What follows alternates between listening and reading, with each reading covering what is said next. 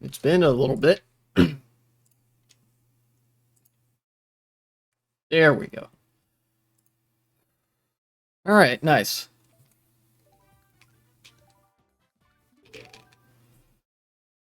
Let me...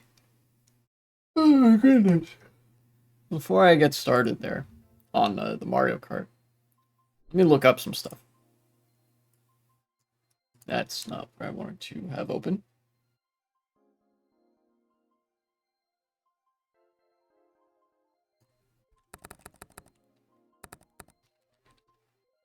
Yeah.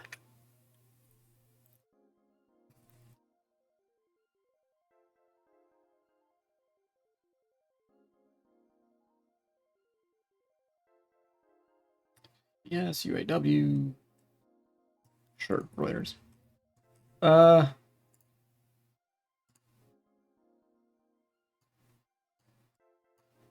what else we got?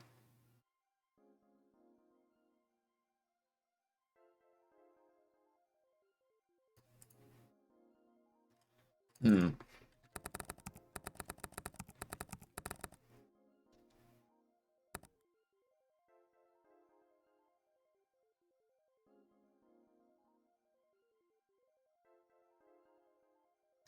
I don't know how much I want to talk about the aid package that patched recently because that gets into budgetary politics, which is a fucking slog. We'll see. We'll see. I don't know how much I trust any given news outlet. I'll just try to go from memory, probably. Let's instead look up.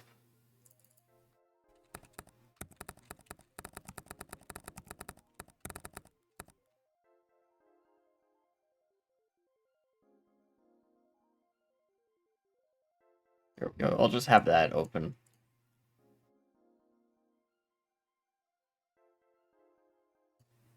Yeah.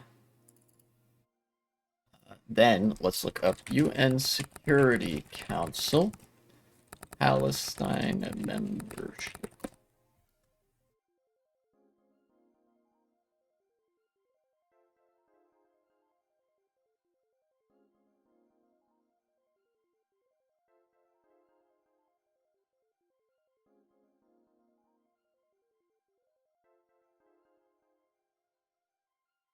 There we go.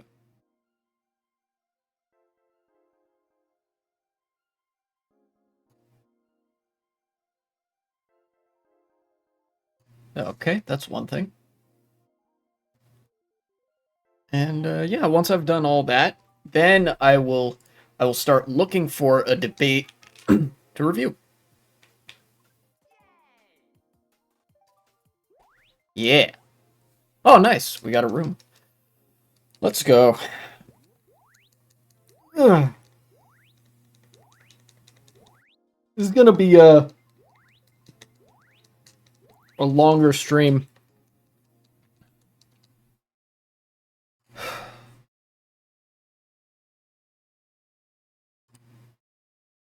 Yeah. At least I hope it is. I'm getting a little bit of a slow start. Uh, in fact, there's been some fun stuff happening over the past couple of days that I could talk about.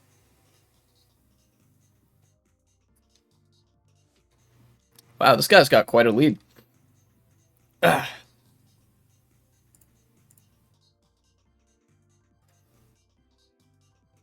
So where have I been? The past couple of days. I feel like you guys deserve a little bit of an explanation for that. For where, like, why I haven't been streaming. The truth is, it's a combination of two things, as it always is. Number one, me being tired, and number two, me not being super motivated to stream. You know, like, it's kind of weird and paradoxical when it, like, sometimes when I tell myself to stream, that makes me want to stream less. But then, like, when I haven't streamed in a while, it makes me want to stream, and I do it. But I don't want.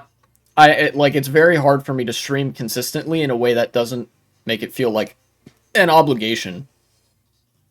Um, you know, maybe here's an idea, right?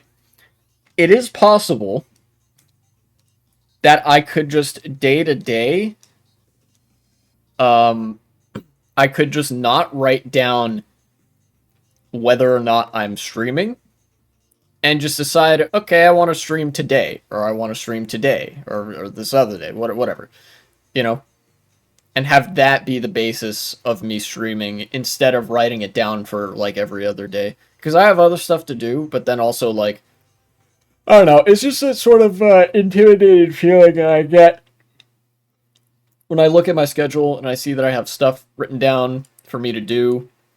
It makes me kind of not want to do it. You know how it is. But the past few days, I was gonna stream. Hi, globalize my agenda. Welcome back. It's been a little while. So, on Saturday, I think, right? Is that when I was gonna stream? Yes, Saturday. On Saturday, I was just tired. And I was like, don't want to stream today.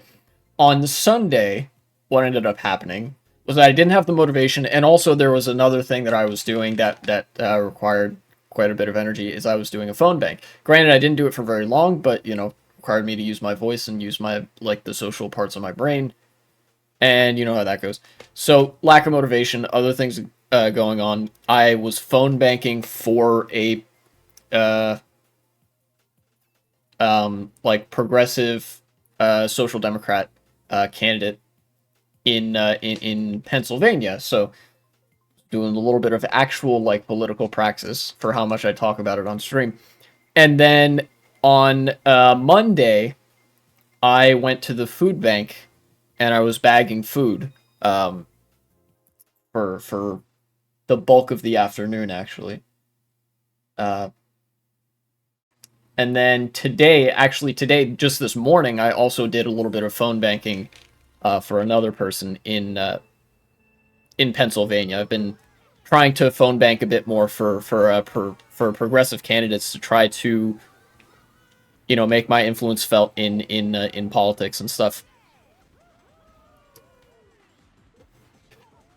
And then also, since I got productive Andy, huh? Yeah, and then since I also got fired on Friday from my internship, I have been on Monday and today I've been applying for a couple of jobs as well.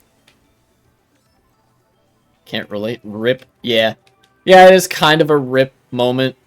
The story about how I got fired is kind of funny. So I think I mentioned that I was doing an internship for this news startup in New Delhi, you know, and they so what had happened, right? Is they did this thing where they paired us all up. They paired us up, the video editors, with anchors. So it's like, oh, you and you will be working together. You and you will be working together. We were in pairs. Isn't New Delhi in India? Yes, it is. I was doing work virtually for them. It was a work from home thing. It was quite convenient for me. But that is until they actually, when they paired us up, what ended up happening was that the communication became a lot worse. Like, I started getting way less consistent workflow. And they actually paired me up. They had paired me up with somebody who was no longer whose internship was done. They weren't with the company anymore. And a couple of other people started to notice that there were really, really inconsistent workflow. And so a few of us in the WhatsApp chat, because we use WhatsApp for stuff, started to talk about it. We mentioned hey, the communication here hasn't been great. We're wondering if the admin knows about this, if they're doing anything to address it or whatever.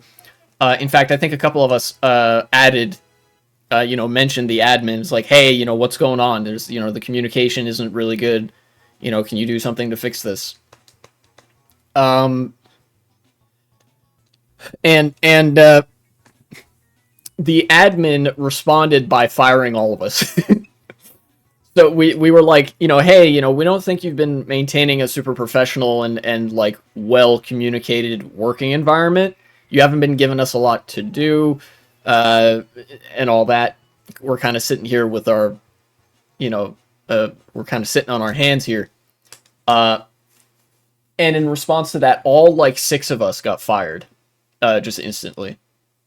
And in fact, I messaged a little bit with one of the other guys who brought up the like lack of communication afterwards. We messaged back and forth, uh,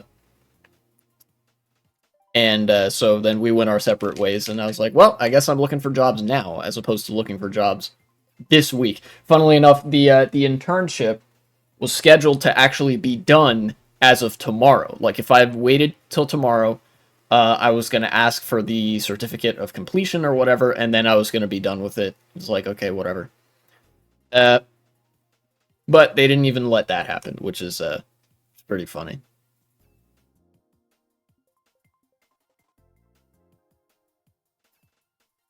Sad? I mean, I'm kind of over it. I was never super attached to it in the first place. And it didn't, it, like, it was an unpaid internship. I wasn't getting paid or anything, so it doesn't make all that much difference to me. Um, I was traveling around Europe for the past 3 days. Oh, that sounds fun. Yeah.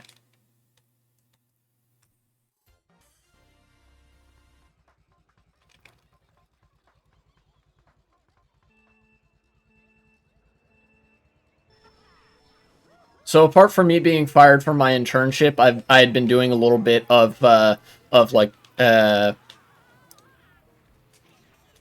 activism work and whatever. Uh, Inshallah, the progressives will win the election, and the left will gain a foothold in the or a further foothold in Congress and in like state houses and whatever else. Western Europe needs to clean up that stank.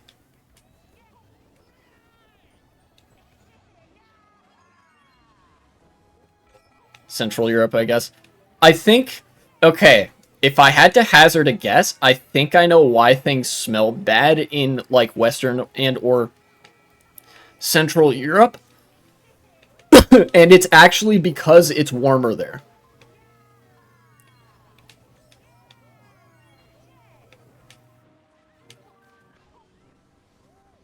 You know, like I experience the same thing like every winter, every spring.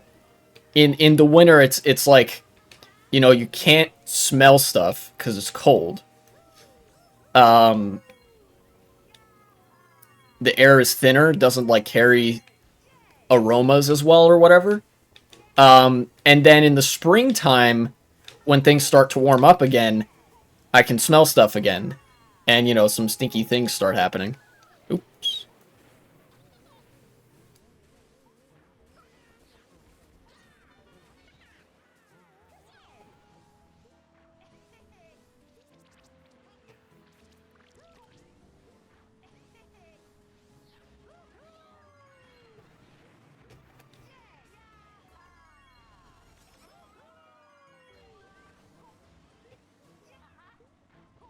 Ah, I see. Poland smells like cow shit. Czechia smells isn't that bad, but every back alley smells like piss. Most parts of Vienna smell like sewage. Really? Vienna smells like that? Huh. I've never been, so I can't attest to any of that, so. No, I'm dead.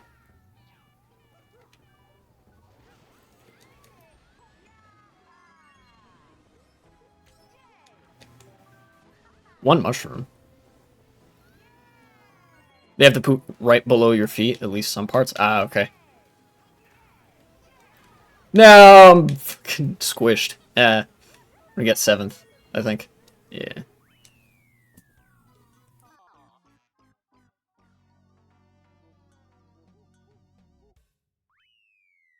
Um, yeah.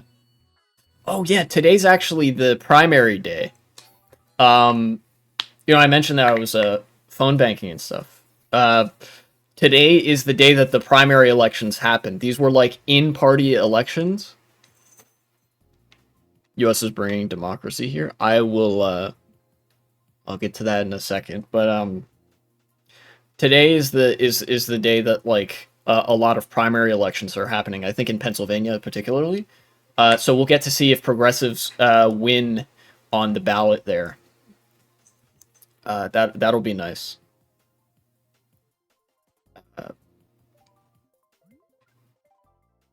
But what is it about Saturday? That Saturday the 27th? Like this coming Saturday? What is the US doing on April 27th? Do I even want to know?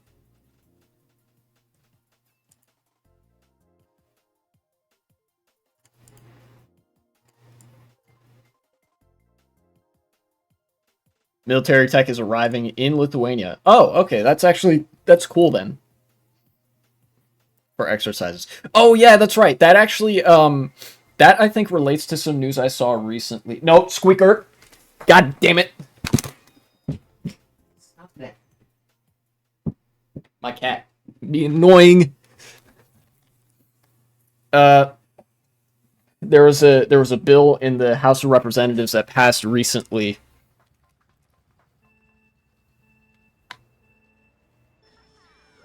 Why is this sound coming through my headphones?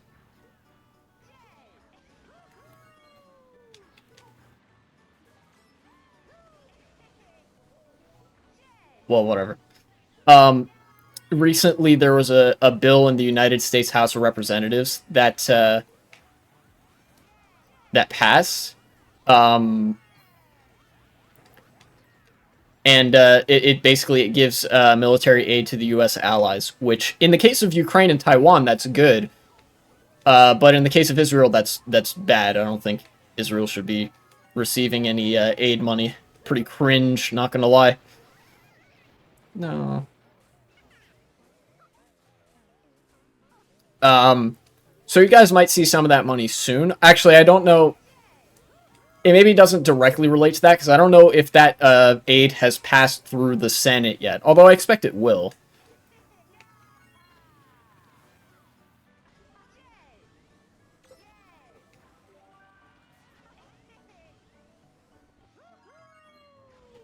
I don't know why the sound is coming through my headphones from the Wii U, but I wish it would stop.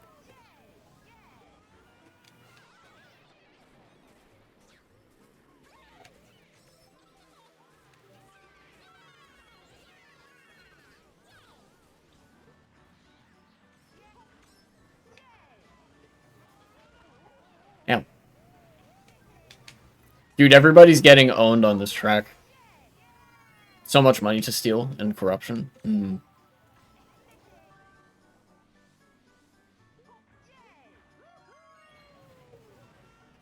What the fuck happened there? I don't even know how I came to a stop at that point.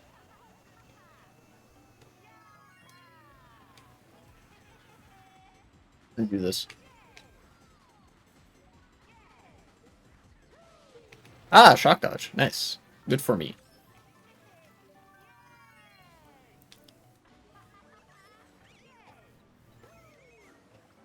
No! Fuck.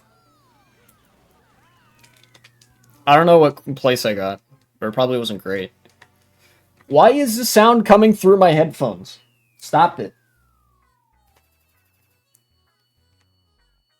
Sadly, Russia sanctioned the EU. We will never recover from this. Yeah, never. How will they? How will they ever recover from this? Why? Why are my headphones doing this?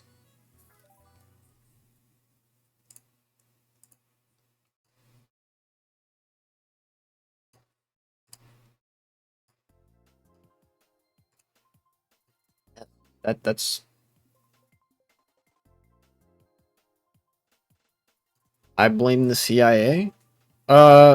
Sure. Fuck it. Why not? This audio thing is actually bothering me.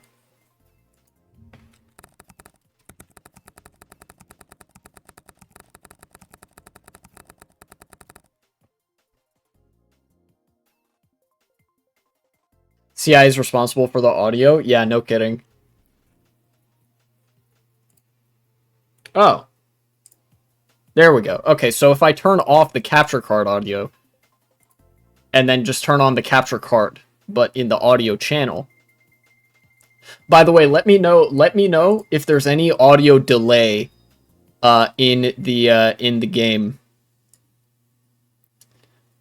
Because then I'll have to change it back and like deal with that sound coming through the headphones. But me just turning off the separated channel and turning on the integrated channel, like, actually fixed it.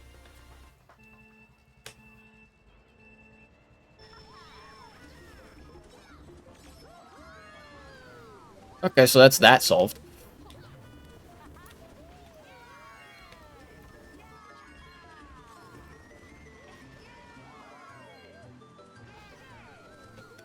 Oof.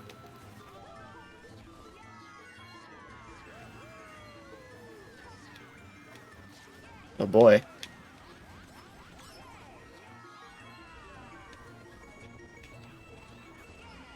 Okay.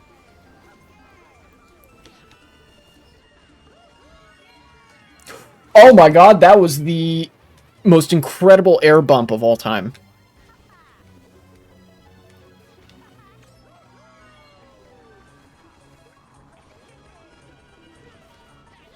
Alright. Nice.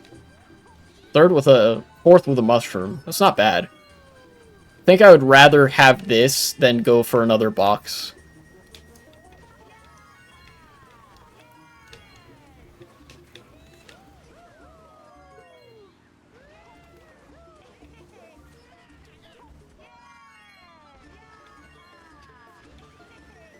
Whew.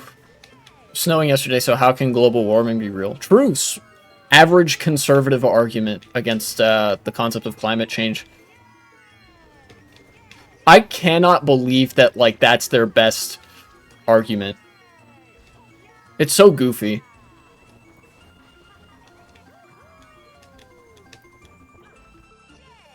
Oh, I hit a wall.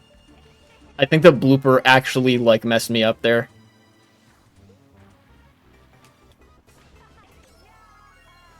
My cat's getting a little bit antsy. Clearly disproved global warming theory. Yeah, clearly.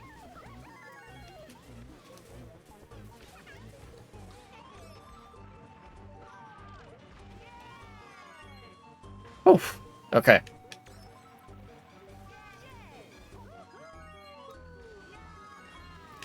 Okay.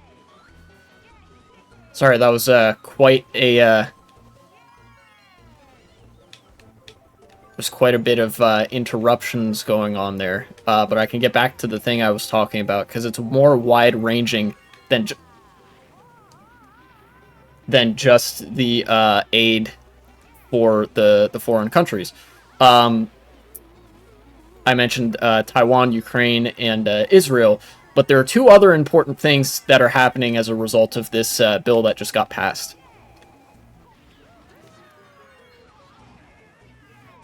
And that is, firstly, Mike Johnson is now in some pretty hot water. Mike Johnson being the Speaker of the House, because he allowed the bill to pass, ultimately. I think, like, maybe him and some other Republicans voted for it. And his party doesn't like that very much. So they're not too happy. But, also, oh yeah, this bill also was a TikTok ban, and it passed.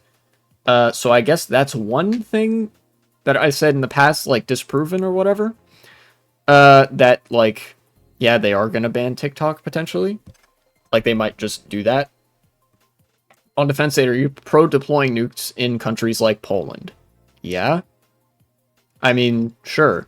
We're not actually going to nuke anybody, so moving nukes around within allied countries is just a thing. Yeah. Based? Yeah. I mean, like, you know, why wouldn't I be?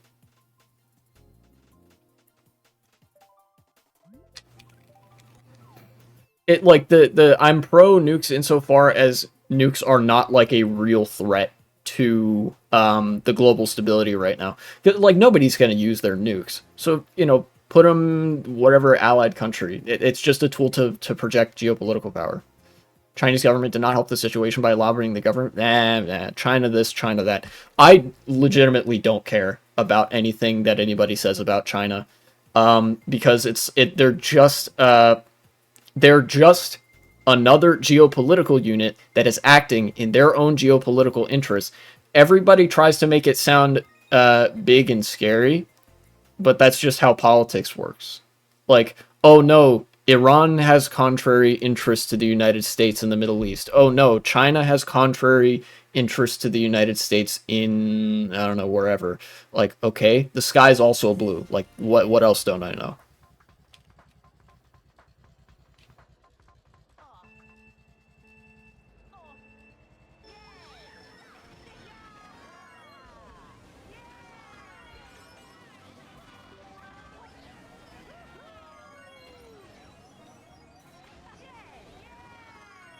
The real like fascism that China does is mostly found within its own borders. That's like the worst offense that China has committed. On the international stage, they pretty much conduct themselves like basically any other country. They just don't have the same interests as the West, so there's all sorts of people that like fucking shit themselves whenever China does or says anything.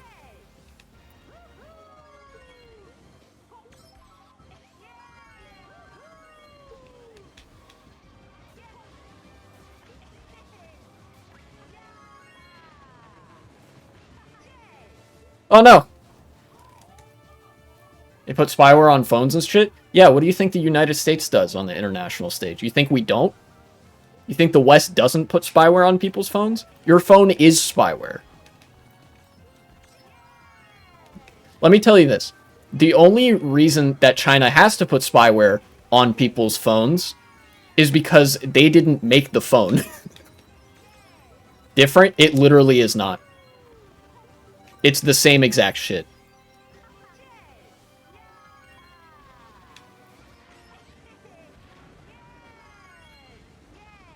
Oh no, China's spying on you, as if your government doesn't all the time. They did make the phone though. Yeah, but they're not like the company that owns it, like the company that sold it or whatever. A lot of the companies that sell phones in the West are, well, Western companies, so that's one thing. But then they also, like, most companies have deals and like business dealings and stuff with the governments that they operate under. So like Western companies do deals with Western governments, and those Western governments often like lobby them or whatever to allow certain things to be put on those phones, certain spywares and whatever. And like I mentioned, also countries mostly don't need to put spyware on phones and stuff, because the way that they spy on you is just through the data scraping that private companies love to do, like either way. And like the government is just one of the people that buys data from that data scraping. I trust my government more than China because I elected my government. Then you're a fool. You shouldn't trust any government. We live in a world of nation states, and all nation states do similar things, elected or otherwise. Like, there's more transparency, probably, in the Lithuanian government than in the Chinese government. I don't think that's a super out there statement to make. Like, sure. But, like, they're both nation states that act in their own geopolitical interests, and that means both of them are spying on you. I said more? I guess. I guess so, yeah. Here's the thing. I wouldn't trust the Chinese government in China. And I also don't really trust it that much abroad, but it's like I trust the US abroad a little bit less, or like about the same amount, and I trust the United States government more within its own borders, if that makes sense. Peking has interest, but I still don't like it. Yeah, so?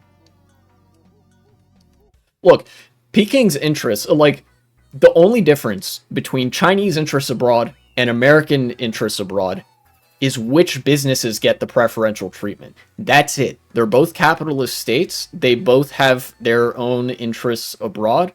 The working man does not win either way. They just lose a little bit less hard in the case of living inside the United States. And then abroad, it like doesn't make that much of a difference. That's why there's like in sub-Saharan Africa, particularly, where there aren't super strong diplomatic ties to the West or East either way, there's a like smorgasbord of countries that are more aligned with America or more aligned with China or whatever. Like you get all sorts of different like disparate geopolitical affiliations because it really doesn't make that much of a difference.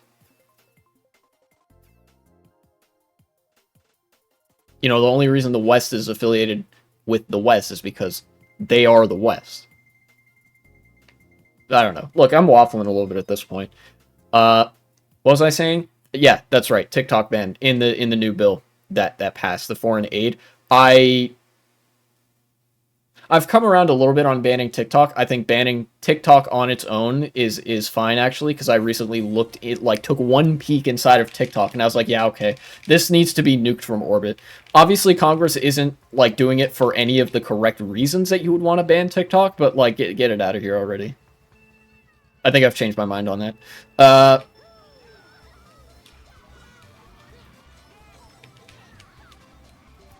But I still like ultimately pretty strongly disagree with the reason that they're doing it, which is really just like to set up another like Cold War or whatever with China, which is so fucking stupid.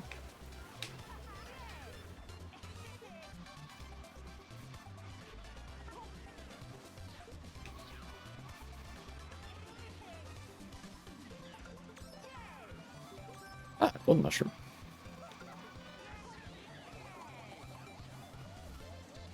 I'm gonna start using this here. I am so lucky that Chomp did that.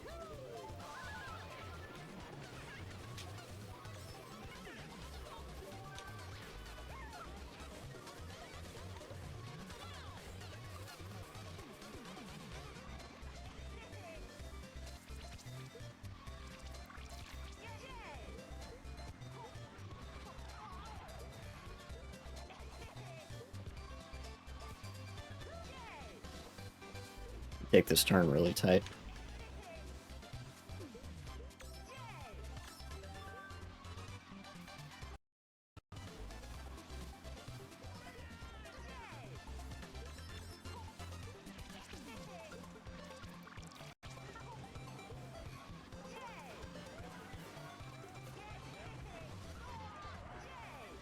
Alright.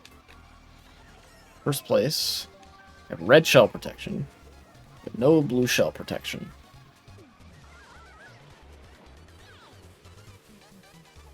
But fortunately, looks like there's not going to be a blue shell.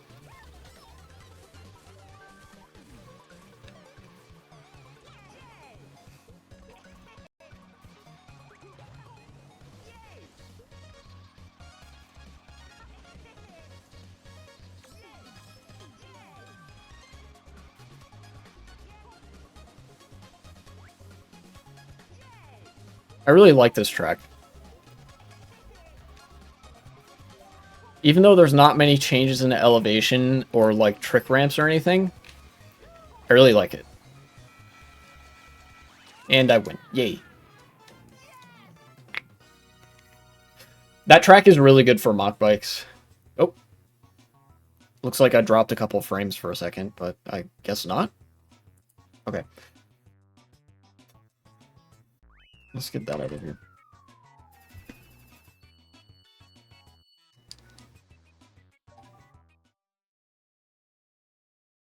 Speaking of geopolitics, there's one more thing that I wanted to talk about with geopolitics, or maybe like one and a half things, and then I'll be done with international politics to talk about domestic stuff.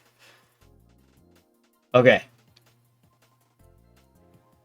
The US stops the UN from recognizing a Palestinian state through membership. So at the UN Security Council a little while ago, there was a motion put to a vote to accept Palestine into the UN as a full member state, which would just instantly be Palestinian statehood, which would have been great. But the US vetoed it. There's not much more to it than that. It's just the United States being complicit in the genocide that Israel's doing even further. But that's not the only thing I wanted to mention. Obviously, that on its own is news, but the reason it's news, I think, is very interesting. It's because now the discourse has actually shifted to that, right? Um, that's, I think, the most important thing to be taken from this is that now the discourse around Palestinian statehood is at the point where we saw a motion be put to a vote and ultimately vetoed, unfortunately, in the UN Security Council, right?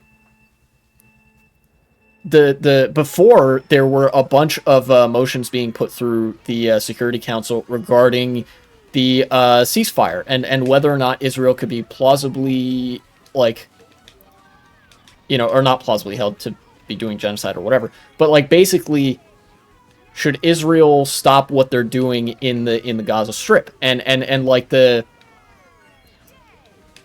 UN Security Council actually voted yes on a ceasefire, which is important, even though like the UN doesn't have very much enforcement power. It's not nothing. Um, and this time, it seems like, to me, it seems like the cycle's starting again, where um, there's might be a bunch of votes that get vetoed by the United States, but then ultimately, maybe the political pressure is enough so that Palestine does eventually get statehood.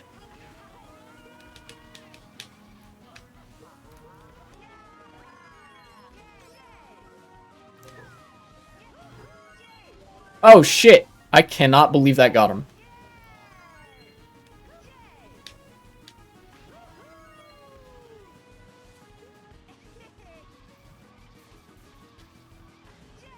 If that is the case, if that is like kind of what's happening here with like the discourse now being shifted from should we do a ceasefire to should we recognize Palestine as a full state in the UN, that would be huge. That would actually be like really significant.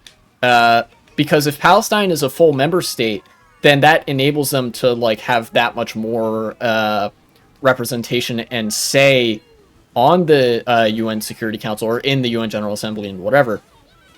And it affords them a degree of political legitimacy that like Palestine really did not have otherwise. Um,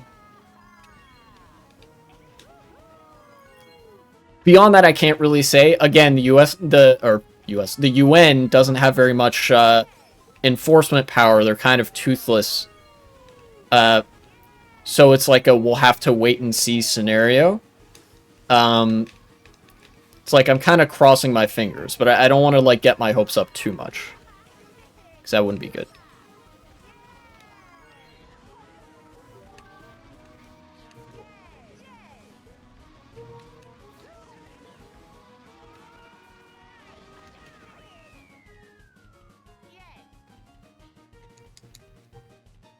Third place, not bad.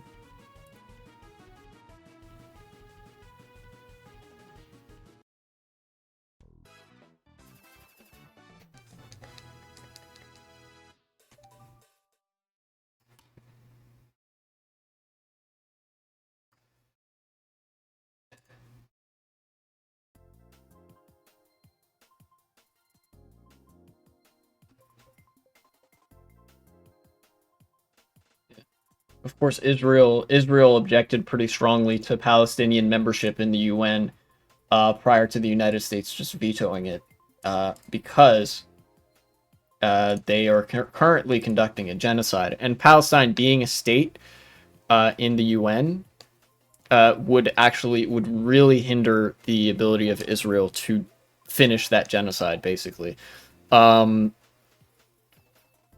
it could really raise some eyebrows from was it the UN Peacekeeping Corps or whatever that Blue Helmets might have to make an appearance. But right now, Palestine actually isn't a member state, so the Blue Helmets couldn't be called even if they wanted to. Uh, yeah.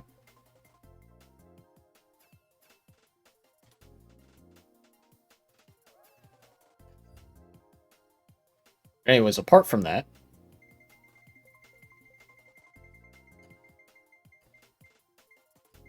the one other like half an item from geopolitics was having to do with Iran and Israel. They exchanged some fire back and forth, but if you guys remember when Iran launched those things against Israel and whatever, I said that nothing ever happens until it does. And here we continue the trend. Nothing ever happens. Nothing ever happens, bros. Claim another classic victory, #1 victory royale for the Nothing Ever Happens people. Oh, oops. Because not only was Iran's response to Israel's like attack ultimately like mostly intercepted, Israel after several days did like a response to the response or whatever. You know, insert meme about the YouTube reaction to a reaction to a reaction or whatever. And it like ultimately the entire conflict has mostly just been simmering down ever since then. Insofar as like armed, like direct armed conflict and drone strikes and whatever, you know, because neither country, neither Iran nor Israel, actually wants to go to war with each other. It wouldn't really give them any benefit to do so. I think Israel sent some drones and stuff to Iran, or sent some like drones and missiles, and Iran intercepted most of them as well. Because, you know, Iran, it doesn't have like Western grade military tech, but it's not like Syria. It's not a failed state. They have military tech. They're not like dirt poor or anything. What's that guy doing?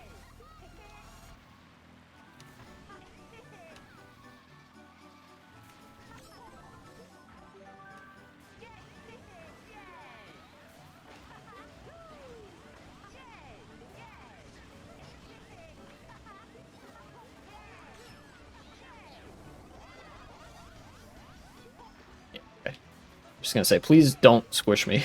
That is all I ask.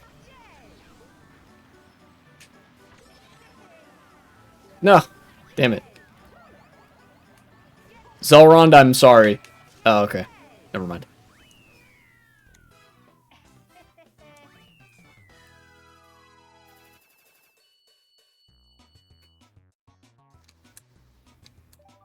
So, you know, regional war averted. Nothing ever happens. Classic. And then we go right back to Israel-Gaza being the main issue of the day, rather than a potential regional war exploding in the Middle East between Israel and Iran.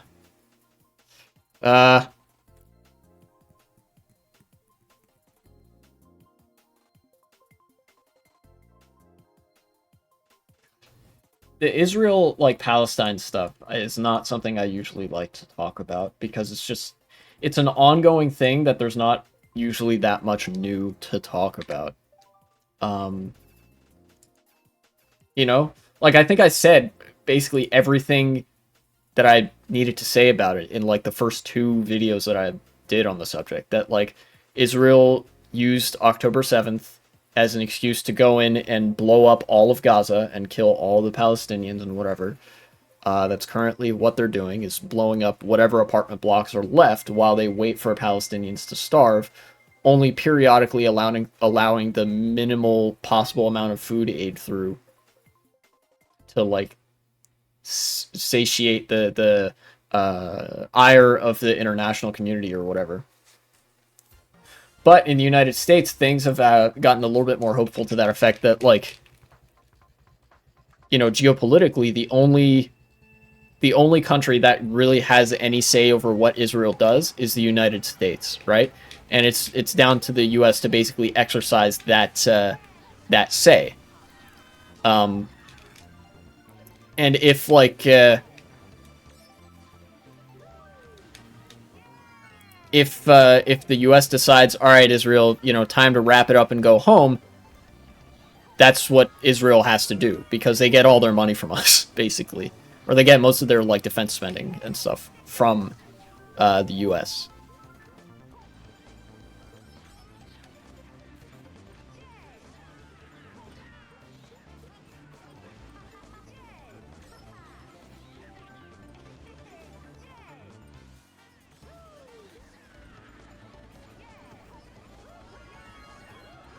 Um, but the thing I'm getting to with that is that there have been protests, a lot of protests in the United States. Many of them from universities. You know, universities are always a hotbed of social change and stuff in America and in any country, really. Oh, damn it! Red shells. Ah.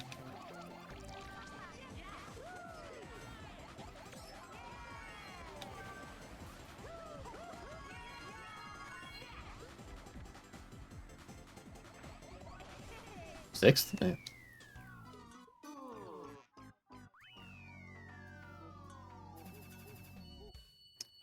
Here we go. Columbia University, in particular, is one of the big universities where protests have been happening. There were, I think, what happened was there was a bunch of pro-Palestine protesters that like camped out. You know, very cool. Uh, Students who care doing protests and stuff to protest against genocide. That's all well and good. Except when the campus police show up and when crazy Zionists start screaming at you that you are literally Hamas, literally Hitler. And then the university staff, the university, the admins call the police on the students to try to get them arrested. Uh, and even the police couldn't really cook up an excuse to like properly arrest them. Are you drinking Coca-Cola? No. Um,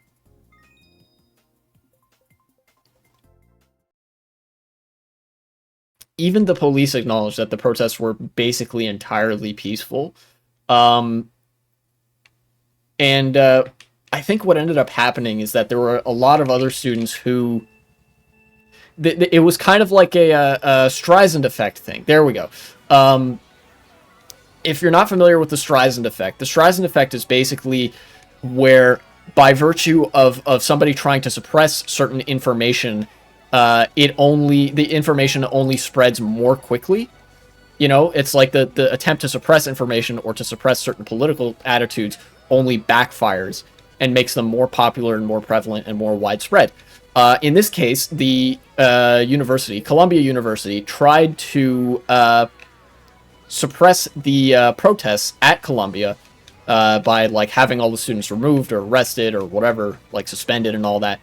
Um, but what that did is just get that event put in the newspapers. That's all that did effectively. And so as a result, students at other universities and at that same university learned about that. They learned that this had been happening. And as a result, they joined in. Students from that same university joined protests in solidarity. Students from other universities joined protests in solidarity. Uh, and Now it's a whole thing. There are like multiple universities that have been protesting. Uh, and The university staff and administrators and whatever, if they want to stop it now, they like realistically they probably couldn't, you know, even if they wanted to.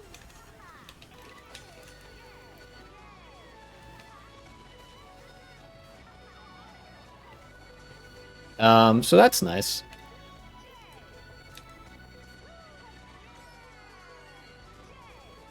Funnily enough, if there's any change that happens, it'll probably be from this wave of protests, I want to say.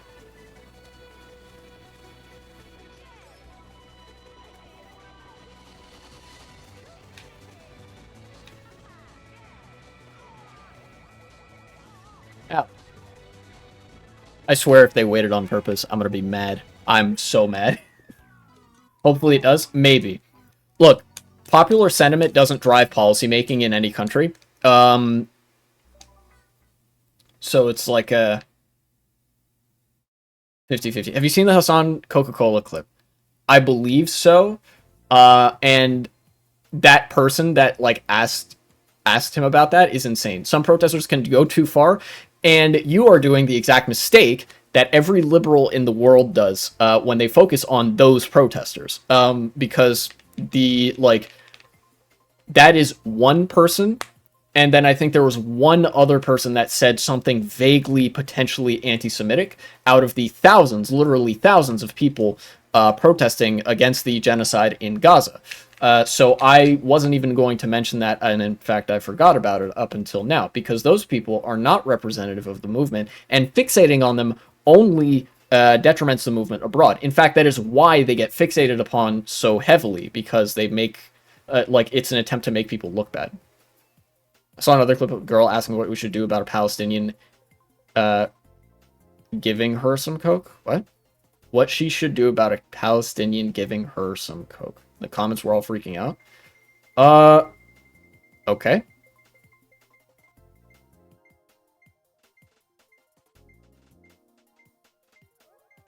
Yeah, look,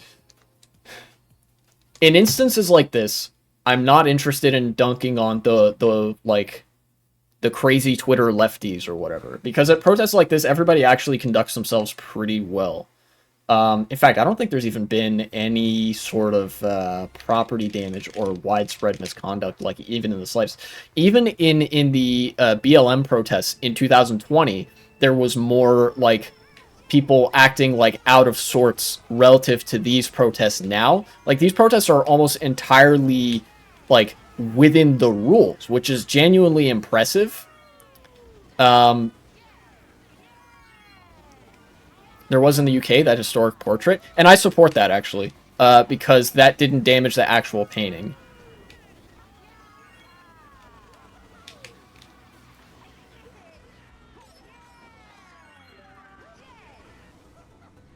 You know, if we were tailoring our movement to the standards of liberals, then nothing would ever change for the better, because liberals don't actually want anything to change for the better. We live in a liberal world. The world is already how liberals want it to be.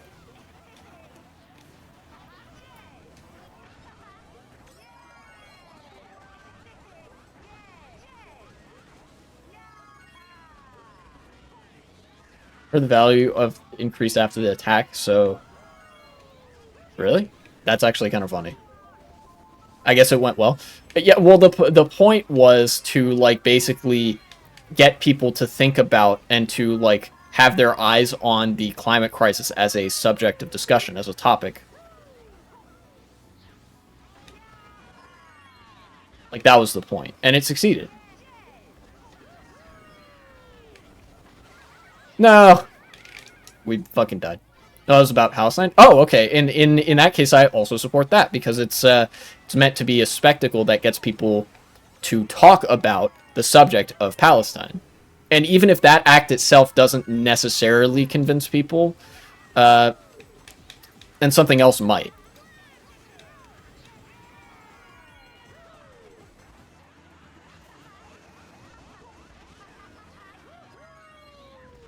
Ow. No! God damn it. Ugh. Cut up a portrait of Balfour? Oh. Oh, they cut up a portrait. That's fine. Look, any famous piece of art that's from the UK is going to be of like an aristocrat, so I ultimately don't really care. Because there's nothing of value really being expressed there. I think it does less damage to the world to damage that piece of art in making a political statement about a morally correct political movement than it would do to, like, I don't know, fucking avoid anything spectacular because it might like destroy property or something.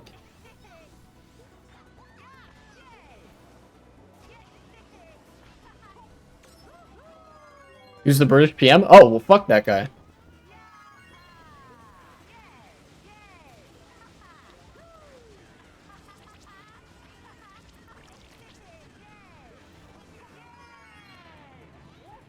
What? I landed in the smallest fucking thing.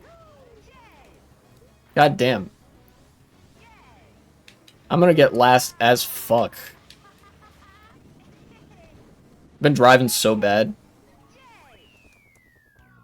He signed the Balfour Declaration, that's why it's got vandalized. I don't know about British politics, and I don't need to know because Britain's a dying country and I don't care.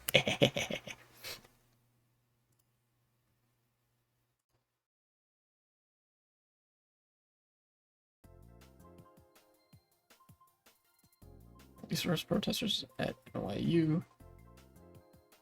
Damn, now there's protests. There's protests happening in Columbia, at NYU, at Yale, at Harvard even, I think. Actually, double check me on that, I'm not sure. Basically recognize Israel. Oh, well then double fuck that guy.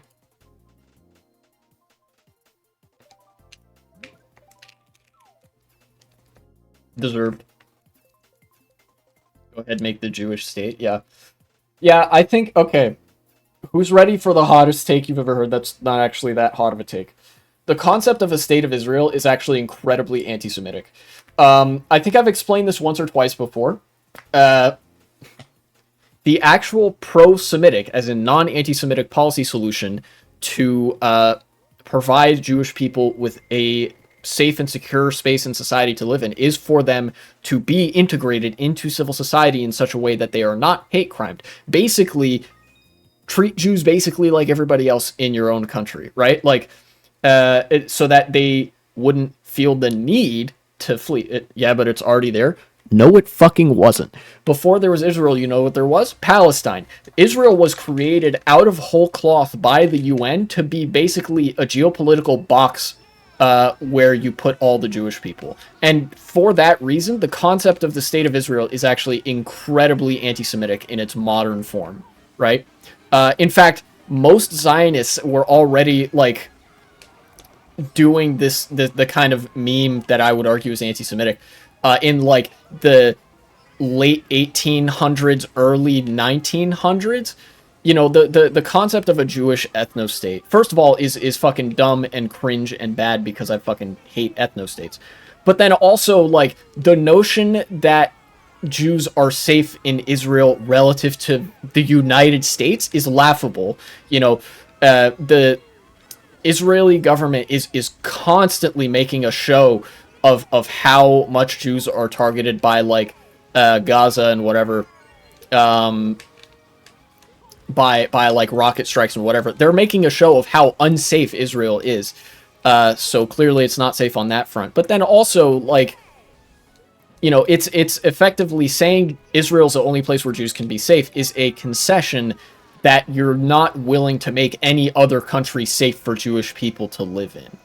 And then actually, you are wrong. There was a state there. The Mandate of Palestine technically was a colony under the British Empire, so in that sense it was a state. But then also, the Mandate of Palestine had various civil structures, in fact had very robust civil structures, that resembled a modern state.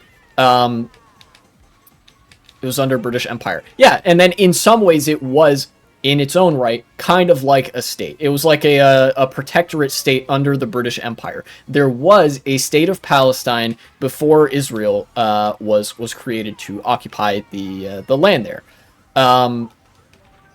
You know, but again, like, I guess I don't want to argue that point way too much, because it's like in the past things, like, there's not much I can do about that, right? They've already created the box where they're going to put all the Jewish people, and you know, that, like, that you can't uncreate that box now that there's a lot of people that live there currently and have lived there for a long time. You know, difficult thing to undo. And you know, you wouldn't really want to undo it because of the implications of expelling people, which, you know, it's not ideal. And then, of course, there's part 3 of this. Part 1 being, like, Jews should be able to be safe in any country, not just Israel. And then also, like, there was a state there already. Part 3 is that Palestinians are also Semites. Was the East India Company an Indian state? No, but it was a state. There was also no such thing as India before the British created that concept. Like, there were multiple states in India that existed independently of one another. And in fact, the creation of India in some ways really exacerbated a lot of ethnic conflicts and ethnic tensions there through the caste system.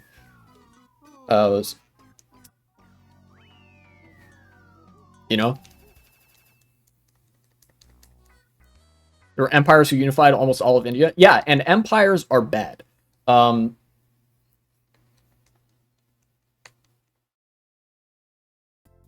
but today there's a unified India under like a constitutional democracy-esque system. And it's not very easy to undo that, and I don't think you would really want to undo it because of the amount of violence it would cause, how many people's lives it would make worse. Uh, Look, I think we've drifted off the original point here. Israel is cringe. They're doing terrible things to the Palestinians. Israel as a state never should have existed in the first place, but now that it does exist, you can't just delete it. But there has to be a Palestinian state as well, and the UN should see to that. This isn't going to be a segment because of how fucking rambling this was, but yeah.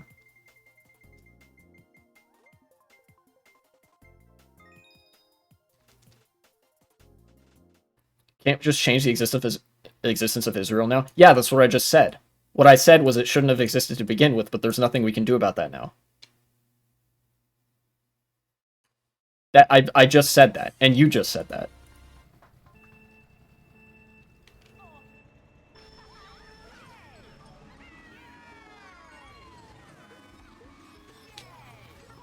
Two-state or one state?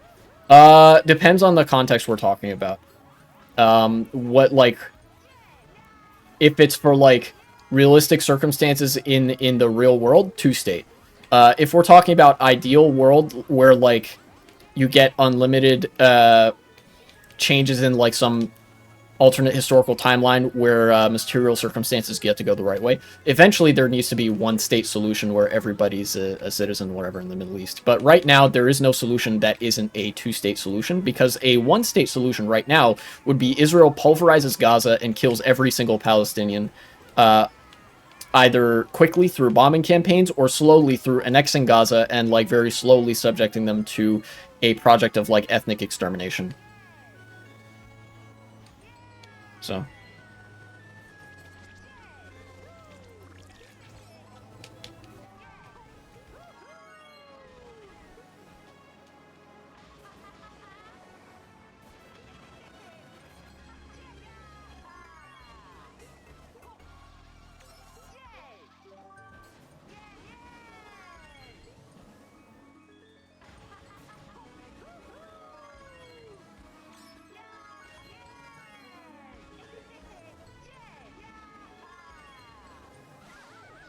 Oh.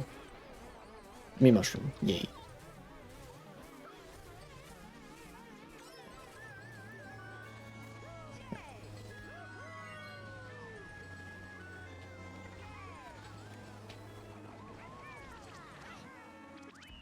This place? Alright. Not bad.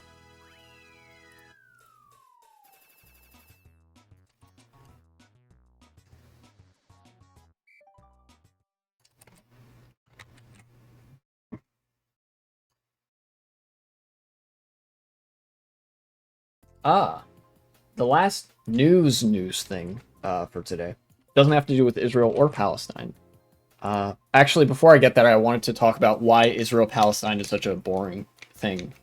It feels like there's only like a couple things going on in politics at any given time, or like there's only 2 or 3 things that people talk about in politics at any given time, even though politics is so complicated that you could have so many like really interesting conversations. Like, what do you like? The stuff that hits the news headlines is always either like related to Palestine or related to, I don't know, the electoral cycle, but that's like kind of a given. Or I don't know. Sometimes it's related to queer or trans issues, but you very rarely do you see real things like discussed in the news headlines or in news articles even. And fucking news articles are so bad. Like, the more I read news, the worse it gets. Because they never say anything. Or if they say something, it's, like, fucking boring. And there's, you know, there's perverse incentives that make it so that, like, news articles will stop short of saying certain things that would be more interesting. I don't fucking know, dude. Despite that, the fact that I'm, like, only 23 years old, sometimes it feels like I'm the only grown-up in the room when I'm reading a news article.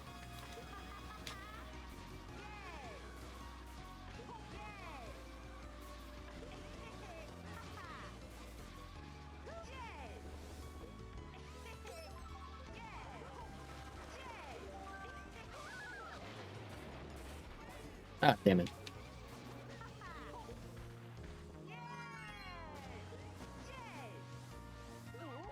No.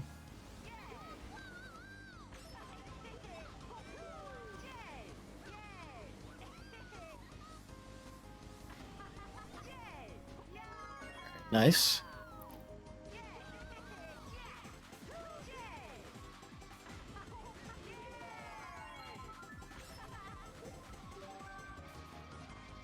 Oh, I know where I want to use this.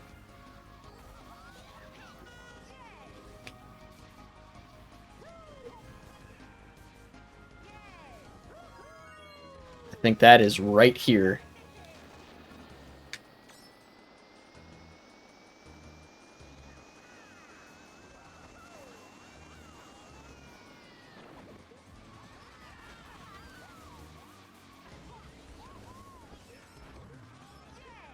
Oh, what?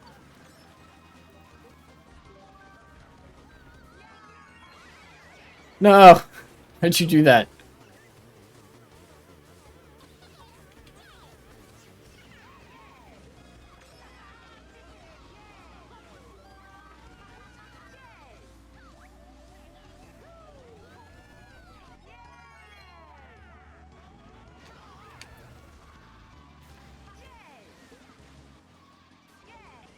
Oh, is that faster? Damn.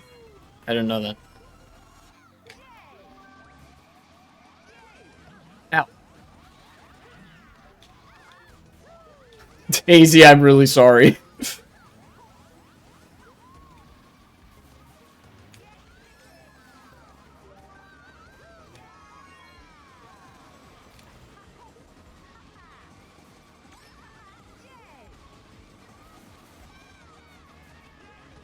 Oh, he's got red shells. Okay, okay. It looks like he's gonna throw them. Yeah.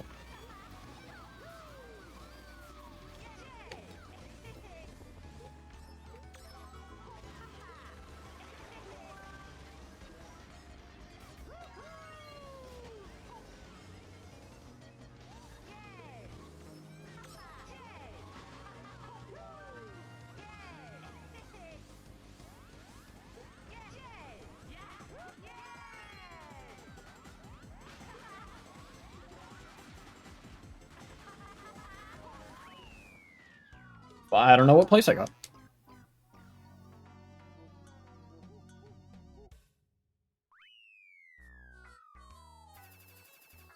Sixth. Okay. Cool.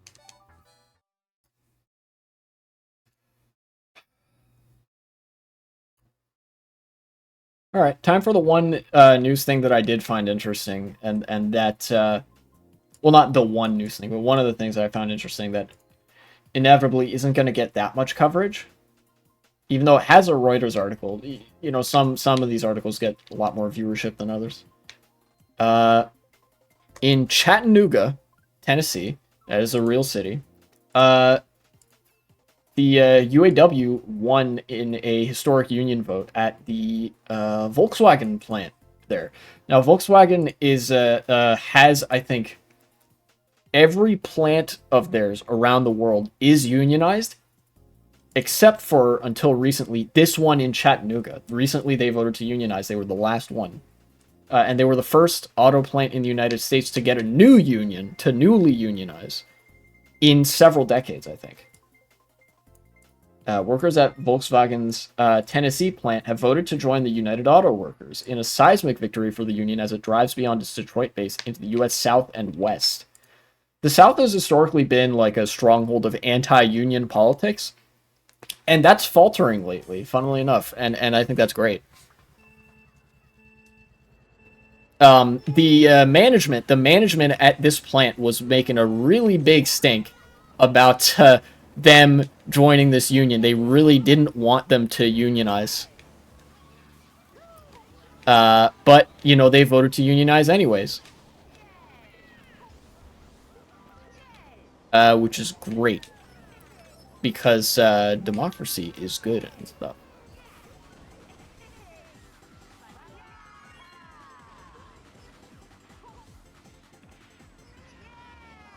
Oh, cool. Shortcut.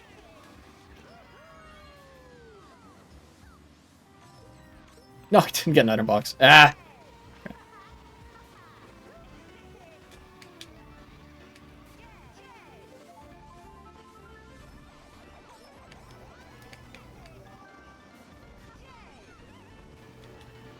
Got a mushroom.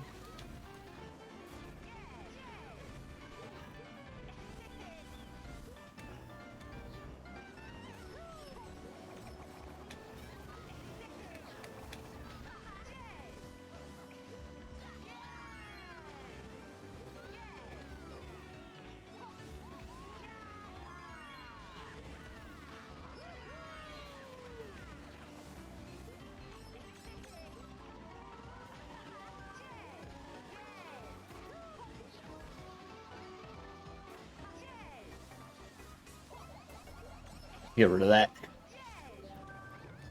Oh, mushroom. Okay. I know what I'm saving this for.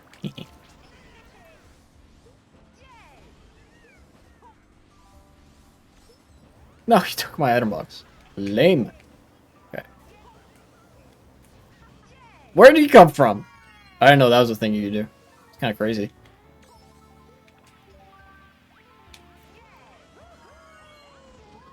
Ow! You kidding me, dude? Damn, I was driving so good, and now I'm gonna get fucked. No way, this item at the finish line? You gotta be kidding me. Wow. Alright, back to Chattanooga. Yeah, look at this. The landslide win will make Chattanooga the first auto plant in the South to unionize via election since the 1940s, and the first foreign-owned auto plant in the South to do so. Is also a huge shot in the arm for UAW President Shawn Fain's campaign to unionize plants owned by more than a dozen automakers across the U.S., including Tesla. Fain, known for his aggressive bargaining tactics, and his team have committed to spending $40 million through 2026 on the effort. That's actually not that much in terms of, like, election campaigns and stuff. Because in like a nationwide campaign for one cycle for like only a couple of months, you'll get tens or even up to $100 million spent if the election is big enough. At the state level, this is more appropriate for like you get a couple $1,000,000 spent per year. But like this is not that big as far as elections go, but I guess for unions, maybe this, I don't know. Either way, a Mercedes plant in Alabama, at which a majority of workers have signed cards indicating they support unionization, will be the next facility to hold the UAW election during the week of May 13th. So there's another union election coming up. So it seems like the wave of unionization, the hot labor summer, never ends. Let's fucking go. And it's spreading to the South, which means that workers in the South are finally going to get wage increases and standards of work that are comparable to other unionized places in the United States. All the data that we have suggests that unions are good for workers, and like that life becomes better in any given area, work becomes better in any given area, just by virtue of any union at all being present. Even in non-unionized locations, people benefit from unions. So this is great.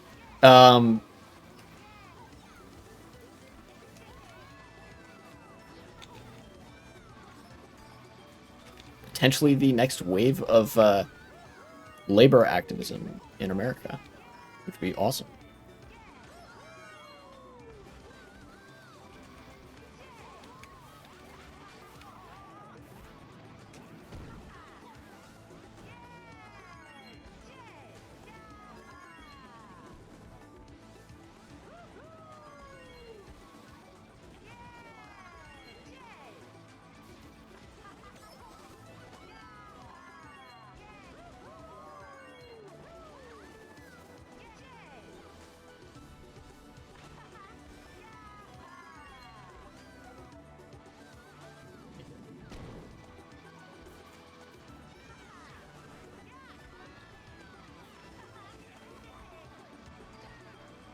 I'm driving so bad.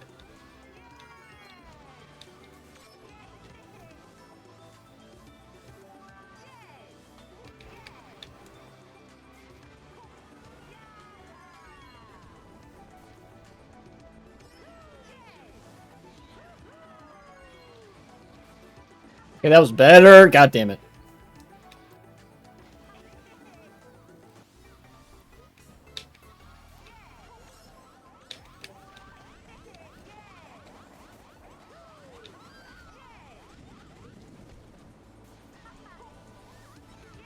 Really didn't want to get hit by that star.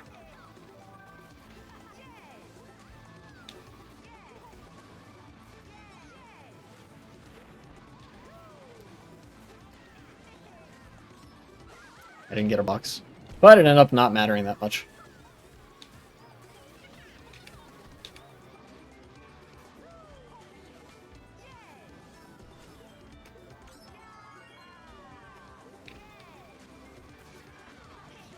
Excuse me, fellas.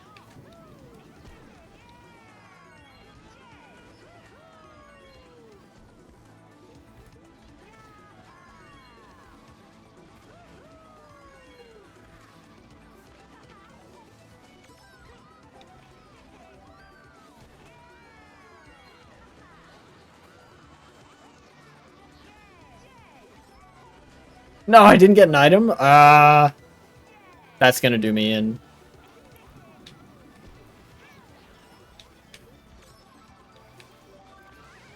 No, what? Why did you do that? Okay, well, I guess use it if you have it.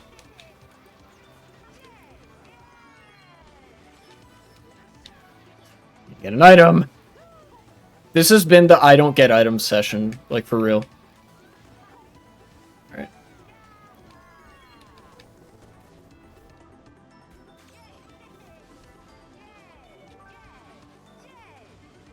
Ninth. Lame! Lame! God damn. Ugh! Okay, whatever. What? Who's texting me? Fuck you. Stop texting me.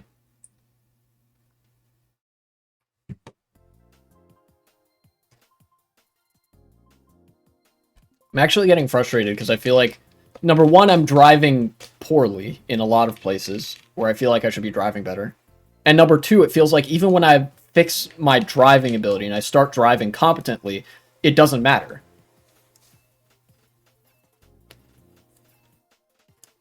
Grr. Alright, anyways. After this race, I'm actually going to take... Not after this race, actually. There's still a couple more things I wanted to mention.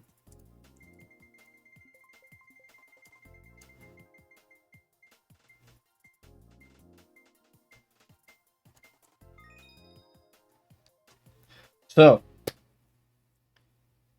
I haven't had a whole lot of time to read lately, but I did want to talk about, like, what I finished reading and what I'm going to read later. I finished reading Adam Smith a little while ago. I think I talked about my thoughts on Adam Smith on stream. But more so what I wanted to talk about, which was kind of funny, was that there's like... I was doing the meme a little bit of like, haha, Adam Smith socialist moment or whatever. But I looked it up later, and apparently Smithian socialism is a real thing. Like, legitimately, there's a solid line that can be drawn from Adam Smith to David Ricardo, who is a socialist, but then also this has led certain academics to, I don't know, speculate or like, guess, or whatever it is, that, like, a lot of Adam Smith's analysis is not actually capitalistic in its leanings. Like, Adam Smith is describing a mercantile capitalist system, but he's not advocating for it.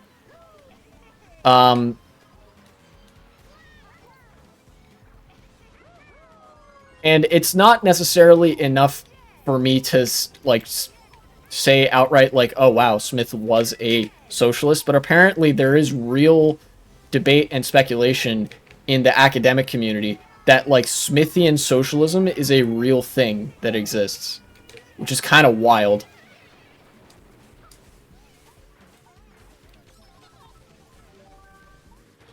Ooh, mushroom. I like that.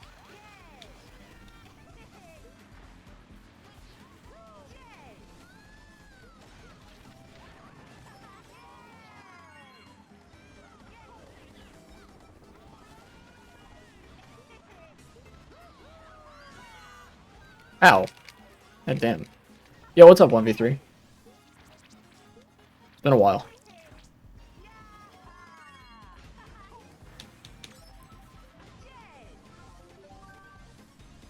Hmm. Maybe?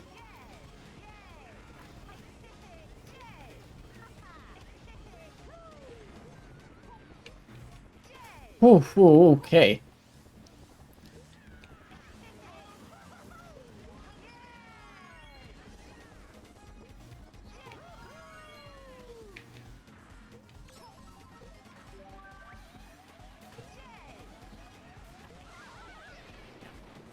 Give me that.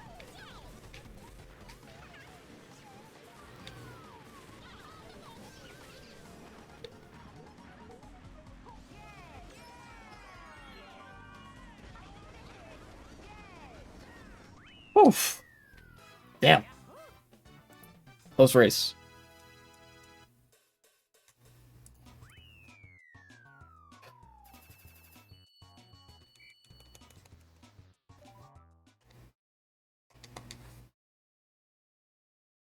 My next reading kick is probably going to be about rent control. I finished reading Adam Smith recently, and then I wanted to move on to other stuff, mostly housing. So that's what I'm probably going to be reading. Uh, because NIMBYs are insufferable, and liberal YIMBYs are fucking insufferable as well. You know, people that economists would call like supply fundamentalists.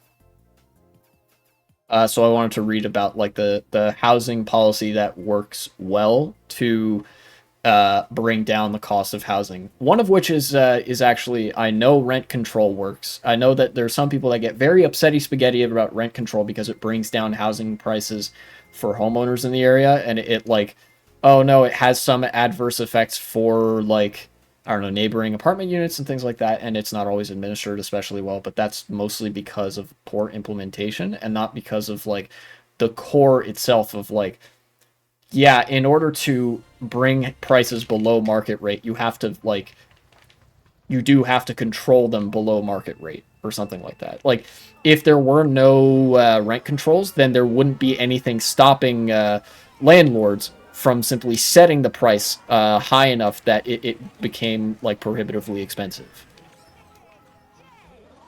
That's the logic behind it anyways. I'm gonna, obviously I have to read more about the particulars of how you do rent control correctly, and then like where there are instances of rent control not being done all that well.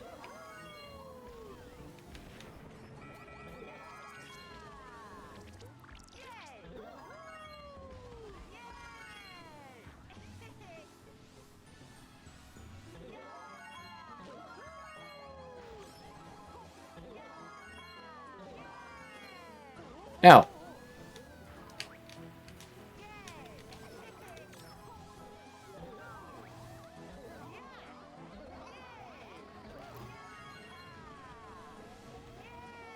our politics are just such a mess right now. Ooh, Dutch politics. That might be fun.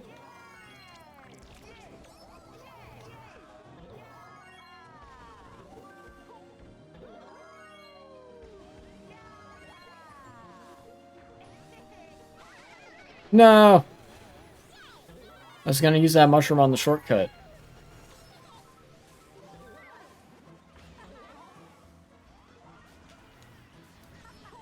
Okay, improvised. That works.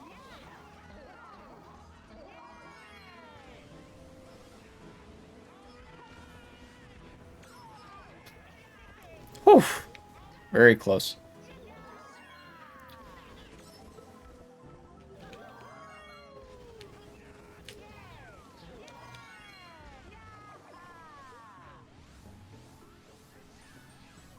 Okay.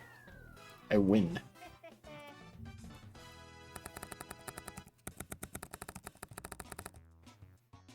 What's going on in the Netherlands?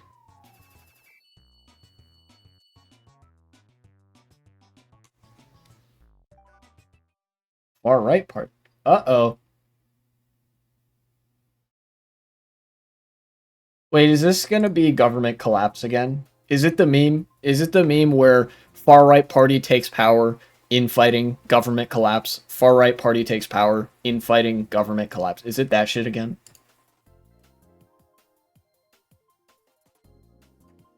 Netherlands news.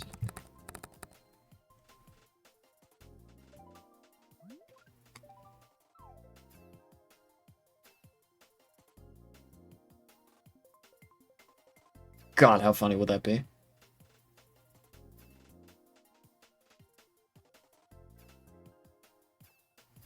Oh, well. I guess not.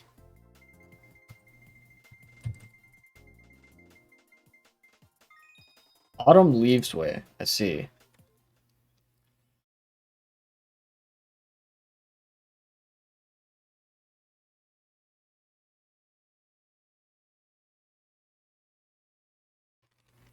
Okay.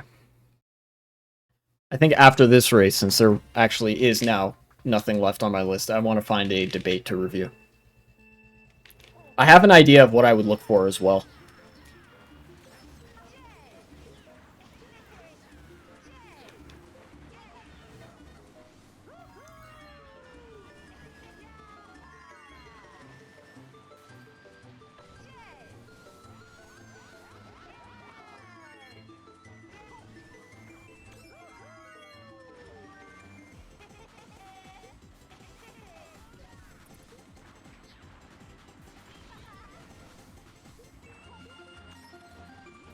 This guy's on outside drift? Shit.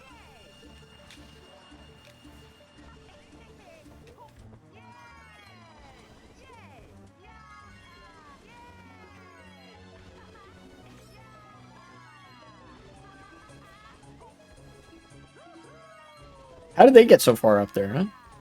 Did they do the shortcut or something? That was close.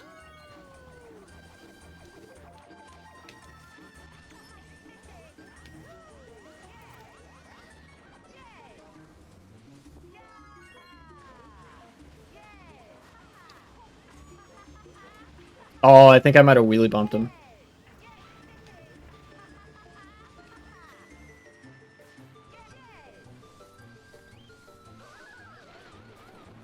Oh, that's good for me, I think, because there's the items are coming up right here.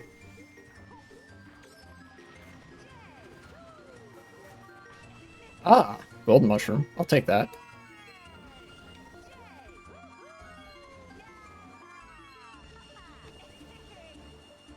Oh, that's way faster than doing a trick off the ramp. Okay.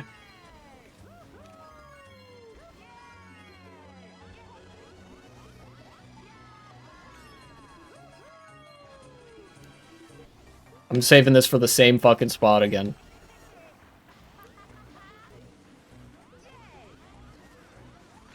Fuck.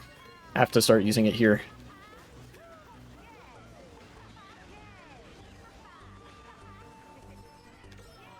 The bright side, I did get a box. Which is good. What's up, Aprisu? Oh, I used both of my mushrooms, but I got the shortcut, so I think it was worth it.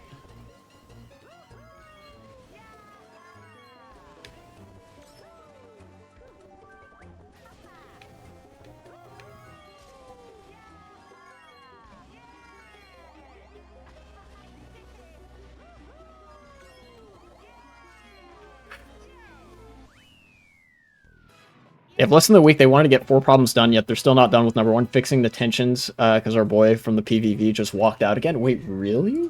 Oh shit. The meme. The meme is real.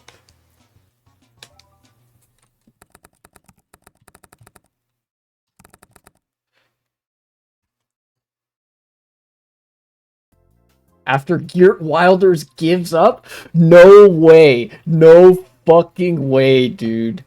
Wait, this is from a month ago, March 14th. Hold on. Latest news?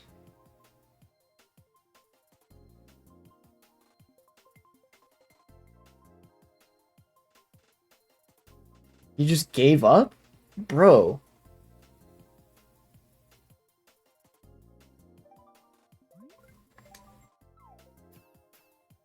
Hold on. Oh, never mind. They hung up.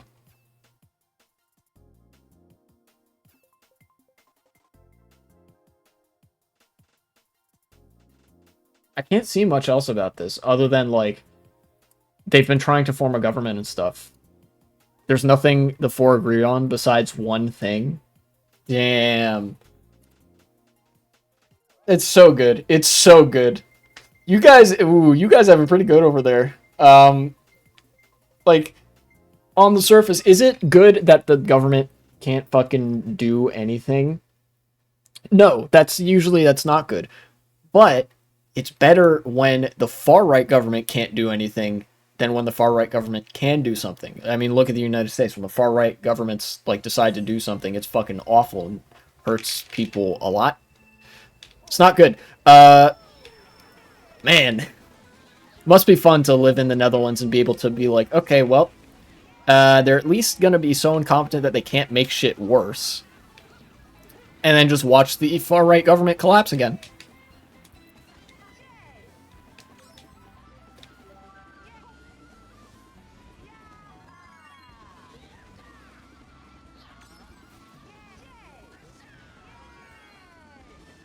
I almost fell off there.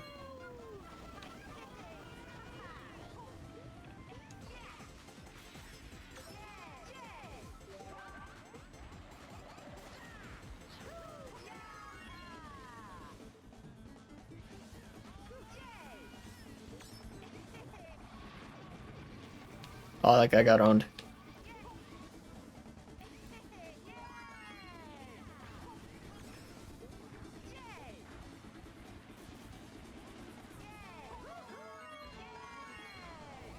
Fuck. Ow. I can't see dick on this track.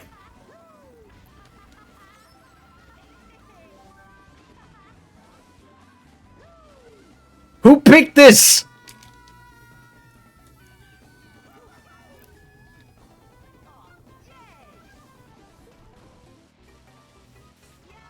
This was the last thing I needed to see today.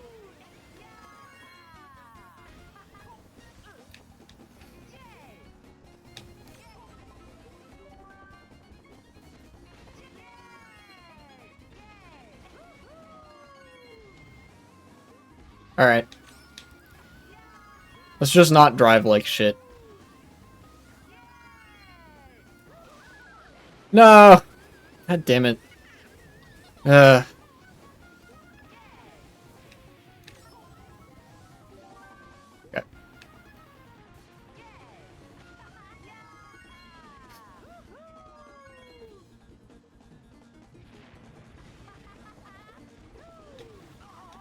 Okay. Damn it.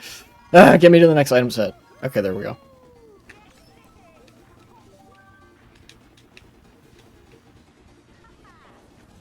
Oh my god, you gotta be kidding me.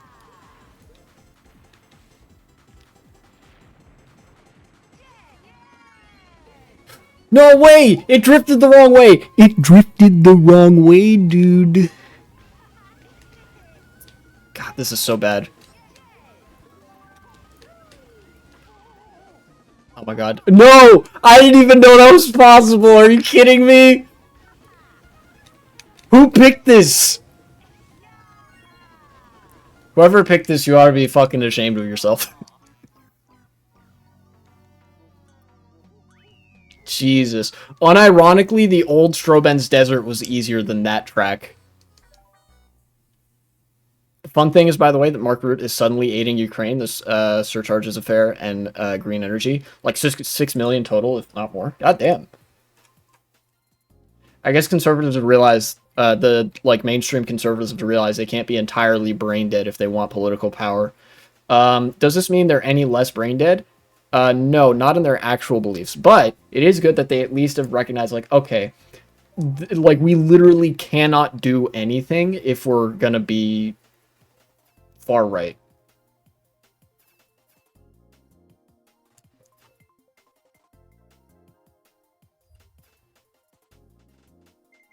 I said after that race, but I guess I'm doing one more here. Hold on.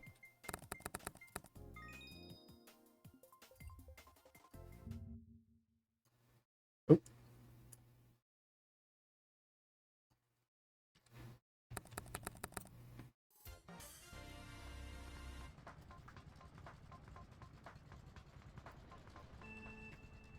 Okay. Whew.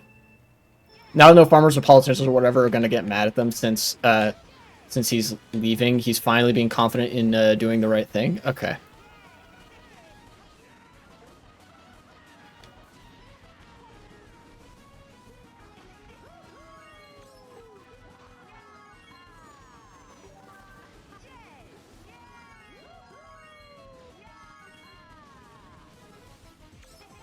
Aw. So the far right basically figured out that if they wanted to form a government, they couldn't be the far right, because otherwise you get the fucking same thing that always happens every single time to far right governments, which is that they collapse.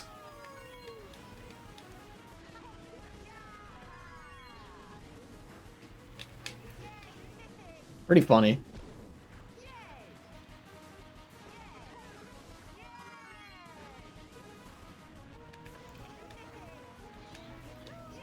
He's not telling us that he doesn't remember doing shit. Wait, like, I don't think I fully understand. Like, he's saying that, oh, I don't think we actually did anything, or something like that.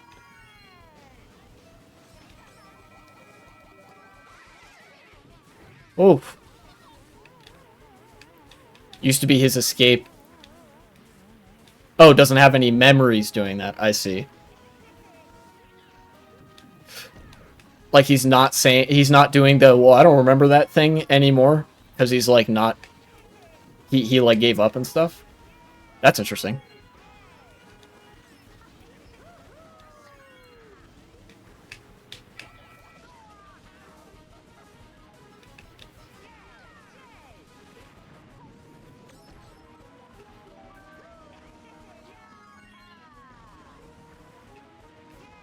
I know when I want to use this, but the question is, will I actually get to? The answer is yes!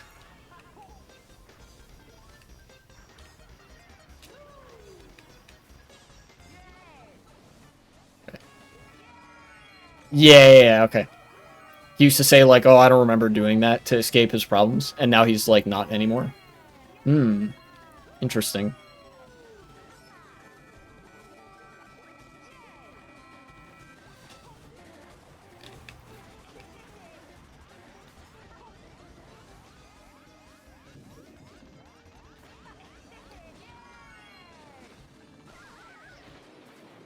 Ouch.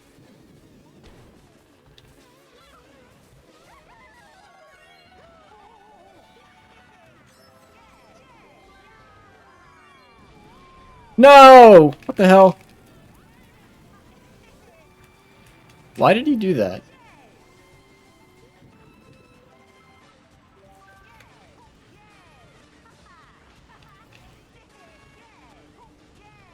God damn it. Okay. Let's leave this room briefly and find a debate. Okay, videos. Search. Debate.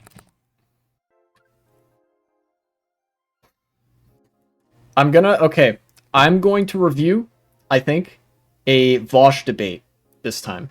But I'm going to have to go back pretty far into the history of Vosh debates, because I've seen most of them. And you guys know that I usually don't like to review debates that I've seen. I don't think, I think that's kind of not great. You know? because like pre-watched or whatever. So I'm gonna try to find one that I haven't seen, or that I like. It's been so long that I wouldn't remember. Which means it's gonna be like back in the days of Vosh having the man bun or some shit. I don't know. So let's see.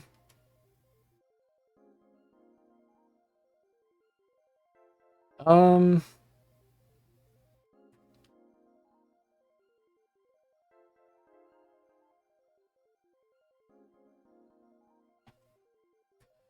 Let's see here.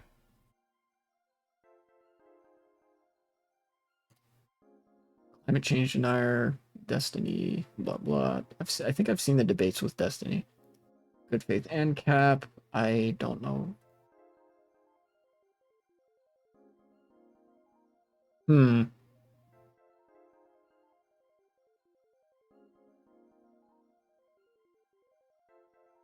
Who gets mad?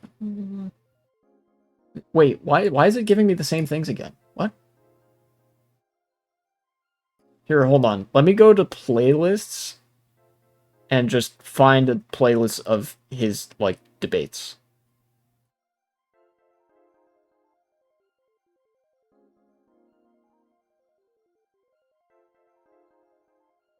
Or is there not a playlist of his debates? God damn it.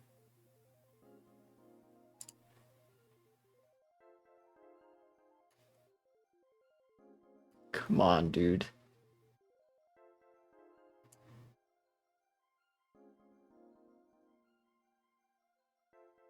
Conservative socialist. That could be a funny one.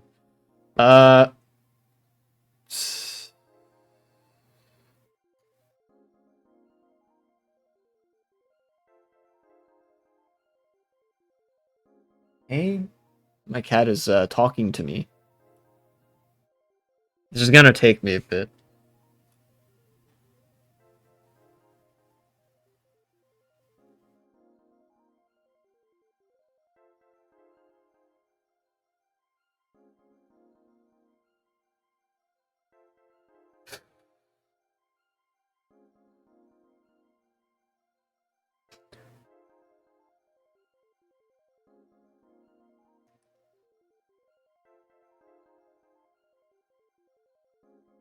It's giving me the same shit again. Oh, I hate when this YouTube algorithm does this.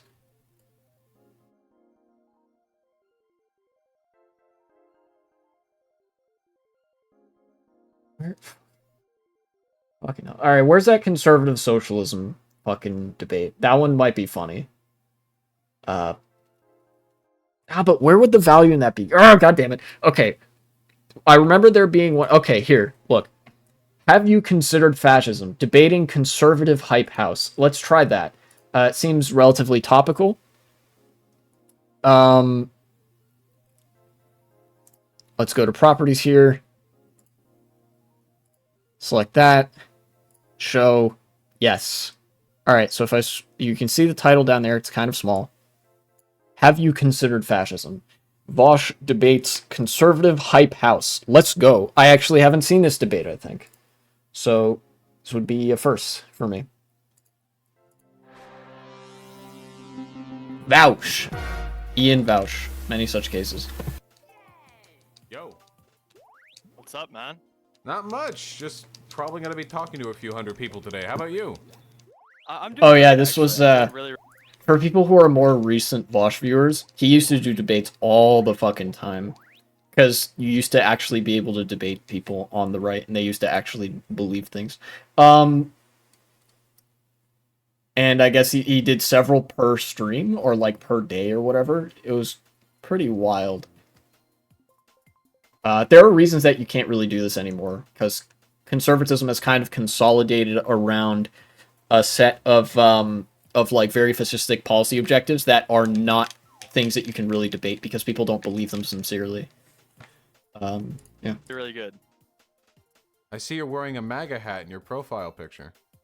I know That's a good way to start off a We'll have conversation. lots to talk about. What's up? Are you participating in the traditional format of the call-in? Do you have a contention you would like to share with me? Disagreement? Yeah. So I was telling Hyena, or that's the username, anyways. Mhm. I apologize if that's not how you pronounce it, but That's close enough. anyways, yeah. So so I was wanting to talk about your thoughts on systemic racism in America. Yeah, Ah, sure. another systemic racism debate. So I know obviously we're going to disagree on this because I believe that systemic racism in America is non-existent Oh, because yeah, we of the might. fact. Yeah, spicy take. Hmm. Yeah, so I believe it's non-existent mainly because the fact that Okay, so to preempt whatever this guy's gonna say, I do want to sort of cut through the like, oh, systemic racism doesn't exist. The position of most people that hold these beliefs is not that systemic racism doesn't exist, but rather that it exists and is fine. It depends on how, like, with how far right these people are tends to like change how much they believe this. Some people might actually just be dumb and not believe that systemic racism exists. But since this guy actually calls himself a fascist, I would be willing to bet that it is the case that like he believes it exists. He's just okay with it existing because he has some fucking very like white supremacist beliefs. Anyway, let's it has continue. nothing to do with race and everything to do with culture. And I do Ah, have yes, the culture history to talking back points. my So yeah, it point seems up if like you would like me to go into that. Sure. what the fuck? So let's get right into it. So So yeah, judging by the fact that he's going to culture, which means he's probably going to be arguing that like black culture is like morally worse than white culture, his position is most likely more accurately described as systemic racism does exist and it's good actually, because we're rooting out the degenerate culture or some shit. why don't you make your argument, and then we'll get to it point by point.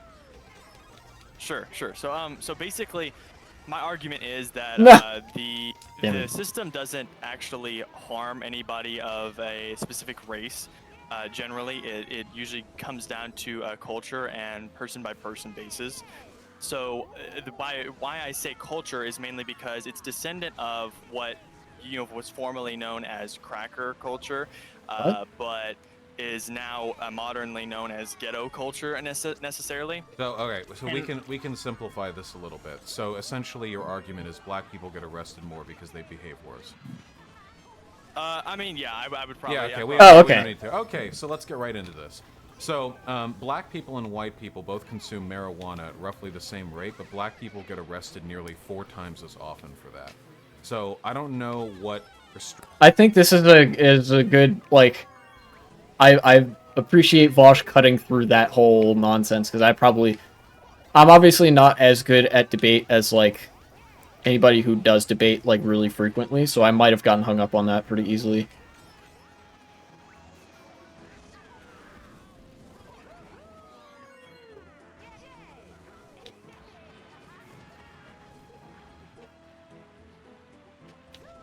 All right. Fourth place, not awful.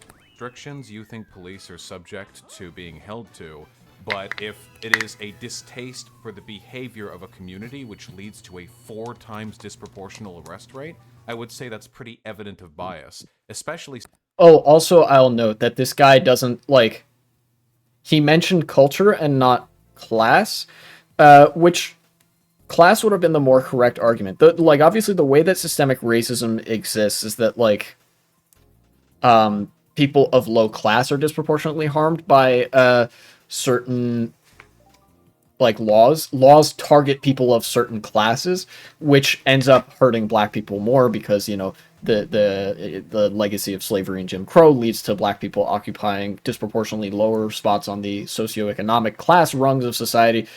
But that would be a material analysis of things, and fundamentally conservatives like this guy, fascists like this guy, are anti-empiricist. They don't believe in the concept of forming beliefs based on empirical evidence. So they will usually try to gesture at some sort of observed something simply as a means of like obfuscation, or more so they will abuse empirical evidence when they try to use it.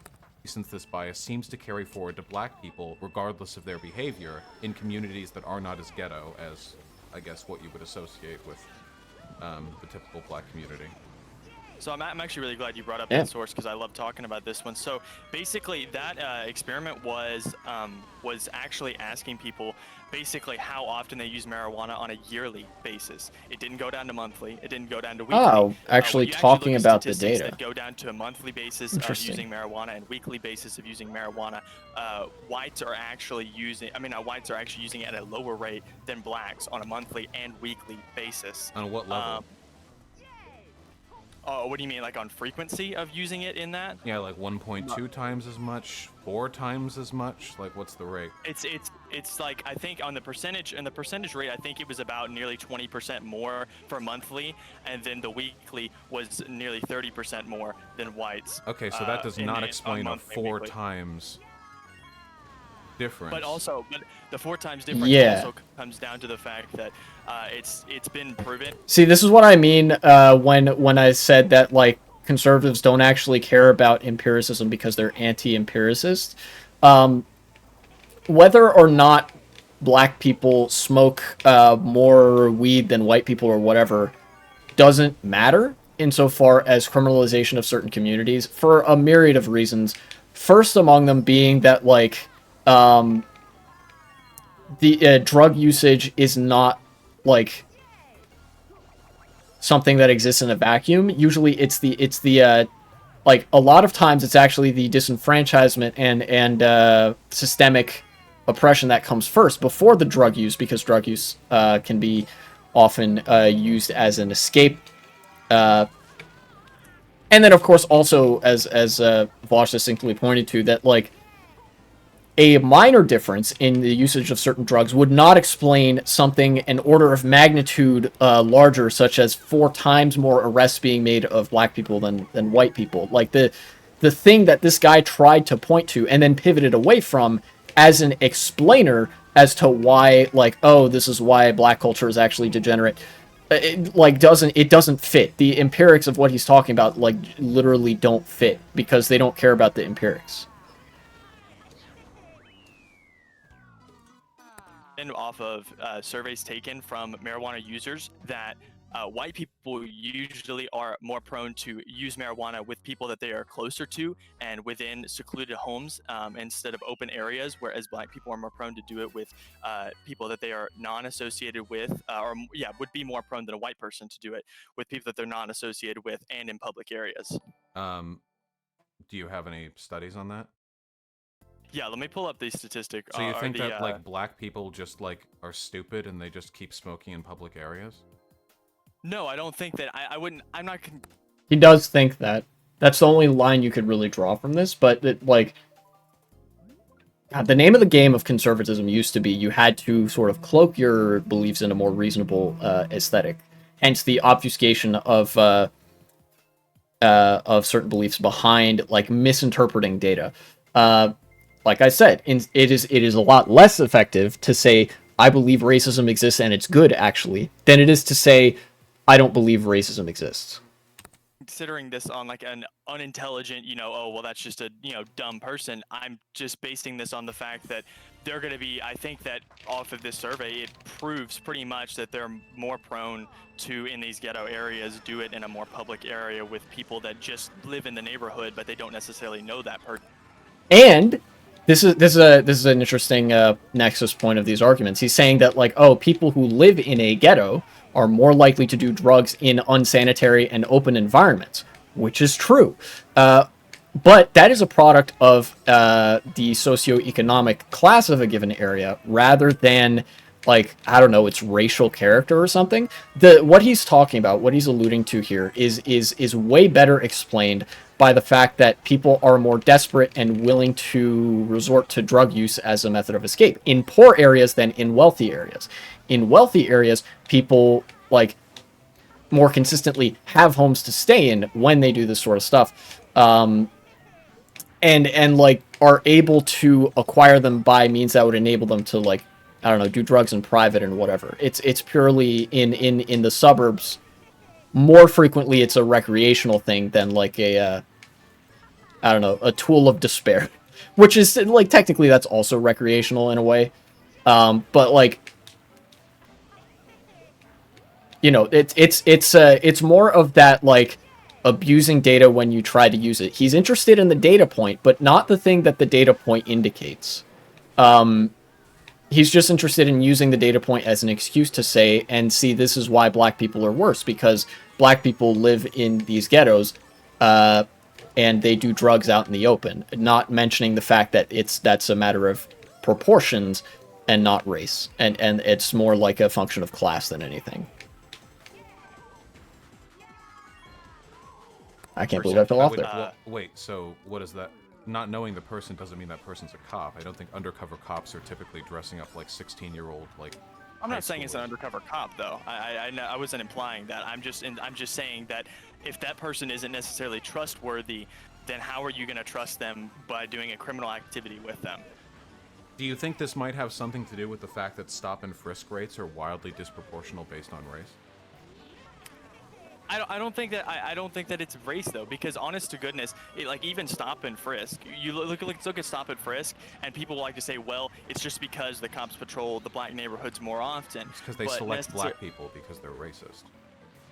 Yes, the disproportionate selection of black people for stop and frisk laws. It is because of both of those things. The like broken windows policing is one of the practices that is like responsible for how much systemic racism exists. So black neighborhoods, being usually poorer than white neighborhoods, do get patrolled more often, and also cops are fucking racist, so they will identify black people as being suspicious more often than identifying white people as being suspicious.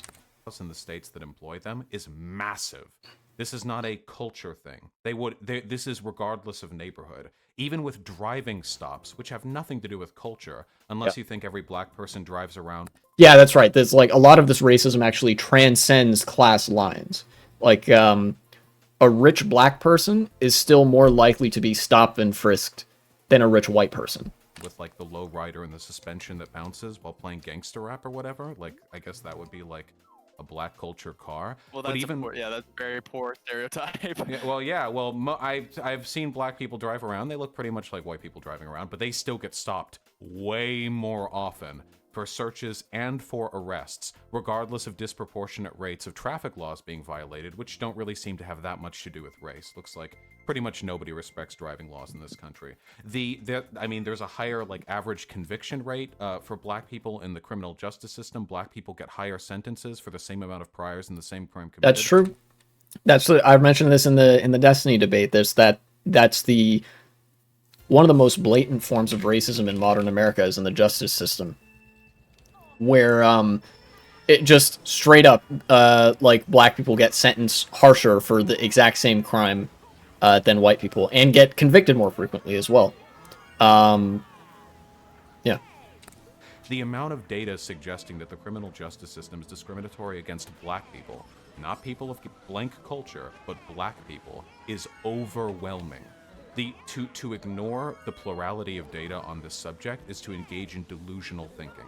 And I don't know why a person would want to ignore all that data unless they had a motivated reason to not want to believe racism exists in this country.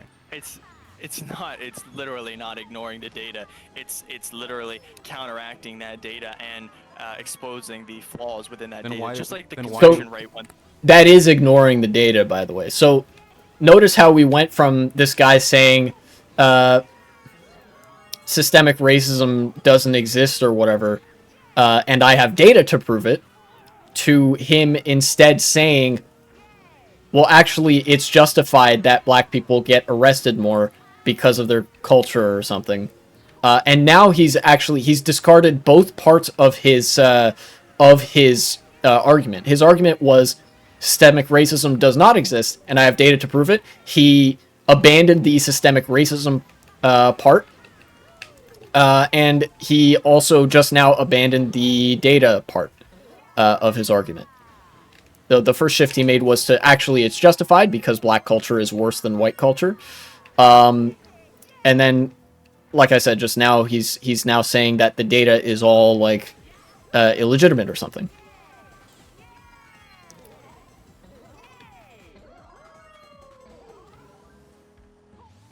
You just make it past this part.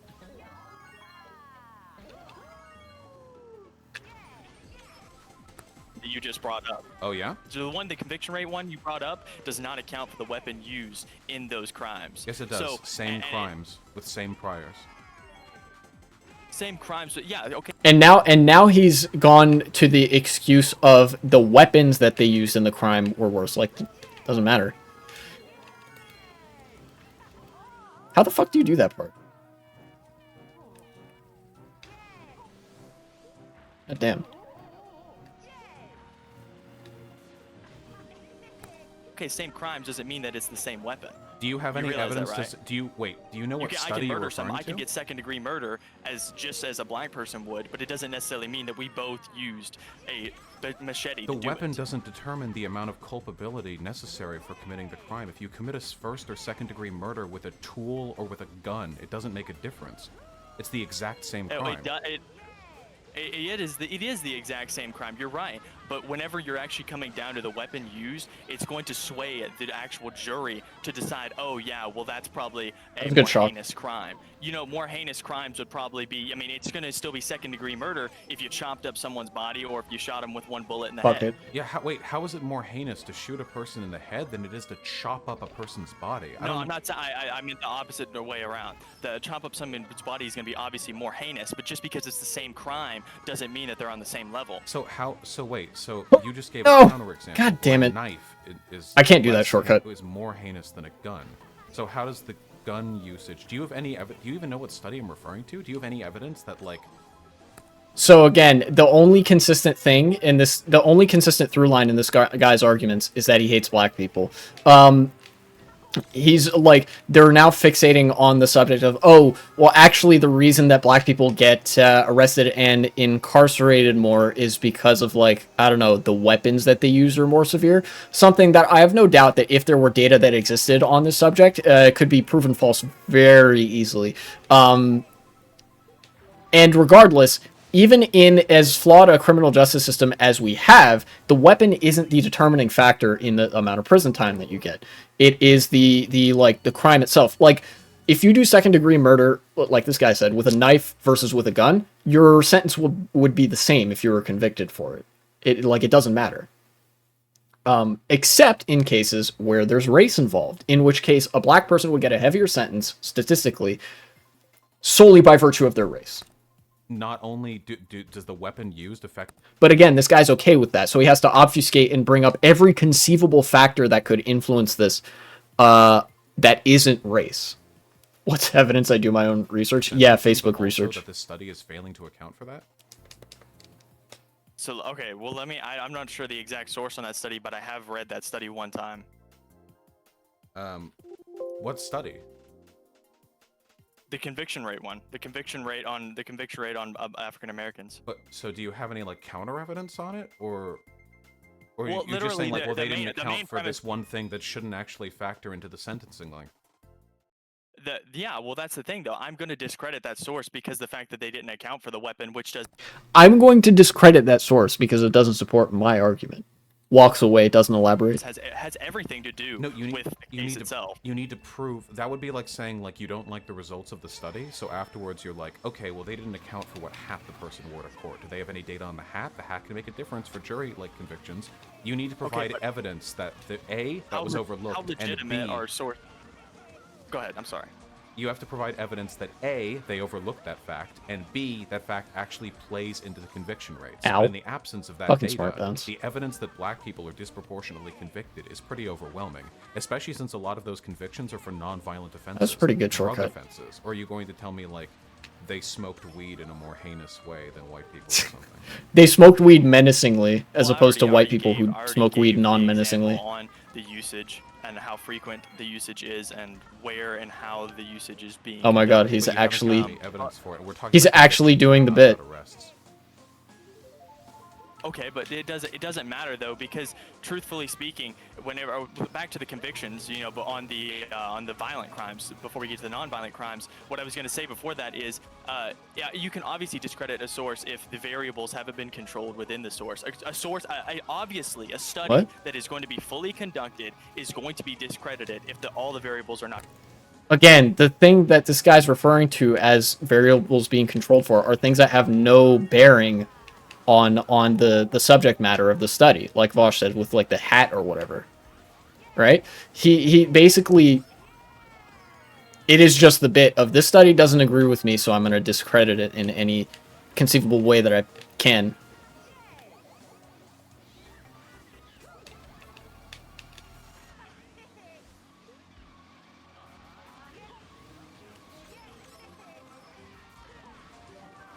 Ooh, Mega Mushroom. I'll take it.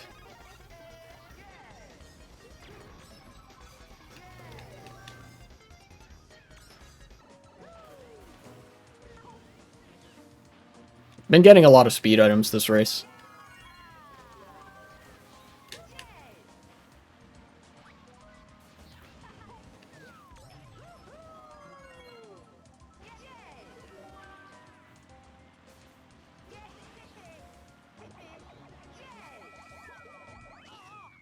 Nice. Not controlled within the experiment itself. Well, no, it's actually an extremely well-respected and well-cited piece of research that's used in criminal justice studies, criminology, and sociology. Do you have any evidence that there is a counterfactual that would negate the validity of this study? My Because mic you is a can't little just loud. say, "Oh, here's There a we go. confounding variable they might have missed," without A, proving they missed it, and B, proving it matters. Yeah. Because in theory, like the weapon you A lot of this is probably just going to be me agreeing with Vosh. Just like a lot of the Destiny versus JonTron debate it was me agreeing with Destiny. No, the same fucking room again. Ah. Oh wait, maybe should it's not. not affect sentencing. If you commit the crime, you commit the crime. Like, that's it. Well, yeah, in theory it shouldn't, but it's you have to realize it's humans on the jury. Humans are going to let their emotions control their decision making. Yeah, and that's bad. You Like, know? again, this is the fucking... What is this? This is the is-ought confliction, where this guy's like, yeah, but that's the way it is. And the reason he says that is because that's the way he actually wants it to be. He likes that people's biases play into the jury selection because this guy is racist. I need evidence to the claim. Do you have a study on that, or have you seen a study Do you on do you that? do you really need evidence for human actions? I see. So you saw the data and you didn't like it, so you imagined that there was a problem with the data. Imagine there's no imagination going into this. Do you Literally, have I evidence? presented you with a variable that they didn't control for. How do you know? And now you're saying How that do you know just they has didn't to be control for it, and how do you know it's relevant? There are tons of variables There's they didn't control for what nowhere in had. that study. Nowhere in that study does it say that the two crimes comparing between the white man and the black man had the exact same weapon used They within said the violent same crime. crimes, Nowhere. and they describe what it means by same crimes. Do you have evidence that the weapon used meaningfully influences the conviction rate and the sentencing time for violent crimes? Additionally, do you On the have same proof weapon that it talking was not point accounted again. for in the study? And additionally, do you have proof that that conviction rate difference for weapon used would actually be in your favor? Because I have a feeling, and this could just be my personal bias, but if we're going to look at 2 degrees of murder one of them done by a firearm and one of them done by a knife, I have a feeling that the knife would actually be more heinous in general. Guns are a far more effective, utilitarian, quick, and painless way of ending a human life than any other weapon we have available. That's why the military gets them. That's what that's what I pushed for in the original statement, was just the fact that obviously a jury is going to be much easier to convict. You know, I actually don't know if I would have indulged that example of like, actually, if there was even a worse weapon, it would be a knife and not a gun. Because again, the core argument is that it doesn't matter whether you use a knife or a gun. You know, like, murder 2 is murder 2, and like that's how the justice system works. And so like the weapon doesn't factor into the study of like why people got certain sentencing. The weapon used in a crime has no bearing on how heavy the sentence is. Someone who chopped up a body than someone who's going to just shoot Do you one think bullet in black the head. people like disproportionately chop up? I thought black people were the gun crime committers. That was my understanding. Wouldn't they be more likely to use the less heinous weapon? This is a talking point that this used to be a more common talking point. I don't see it get brought up as much anymore. One of the few instances where conservatives don't like gun ownership. Yes, they're going to be more likely to use I would say so. I don't know that for fact, Well, but then I why would are they say getting so on the sentenced for general longer? stereotype. I would probably, well, that's the thing though. There's no source that I've seen that actually comes down to the weapons, and that's why I'm saying that we actually need one that proves that before we can just jump to conclusions. That's not how data works. You don't find a study that has a conclusion and then say, well, it didn't control for this variable, and then just ignore it. You would need to prove that the variable. Have you actually written a study before? Have you actually done like a full experimental research and, Yes. did a research paper on it? Yes, I have a degree. Okay, so the premise of doing an actual study at the end of it, or near the conclusion, Everything you're you're going about to to say write is the going things to that be you could wrong. further expound upon, or the things that could actually prevent your study from being correct, or the things that maybe you didn't account for. Those things are actually going to be what comes down to if that study should be considered all premier legitimate above all. No. And that's really what it's going to come down to. That is yes, no. Because if every you're gonna, single study will end with a statement on how this research could be expanded. That does not mean that we ignore the study that has been presented.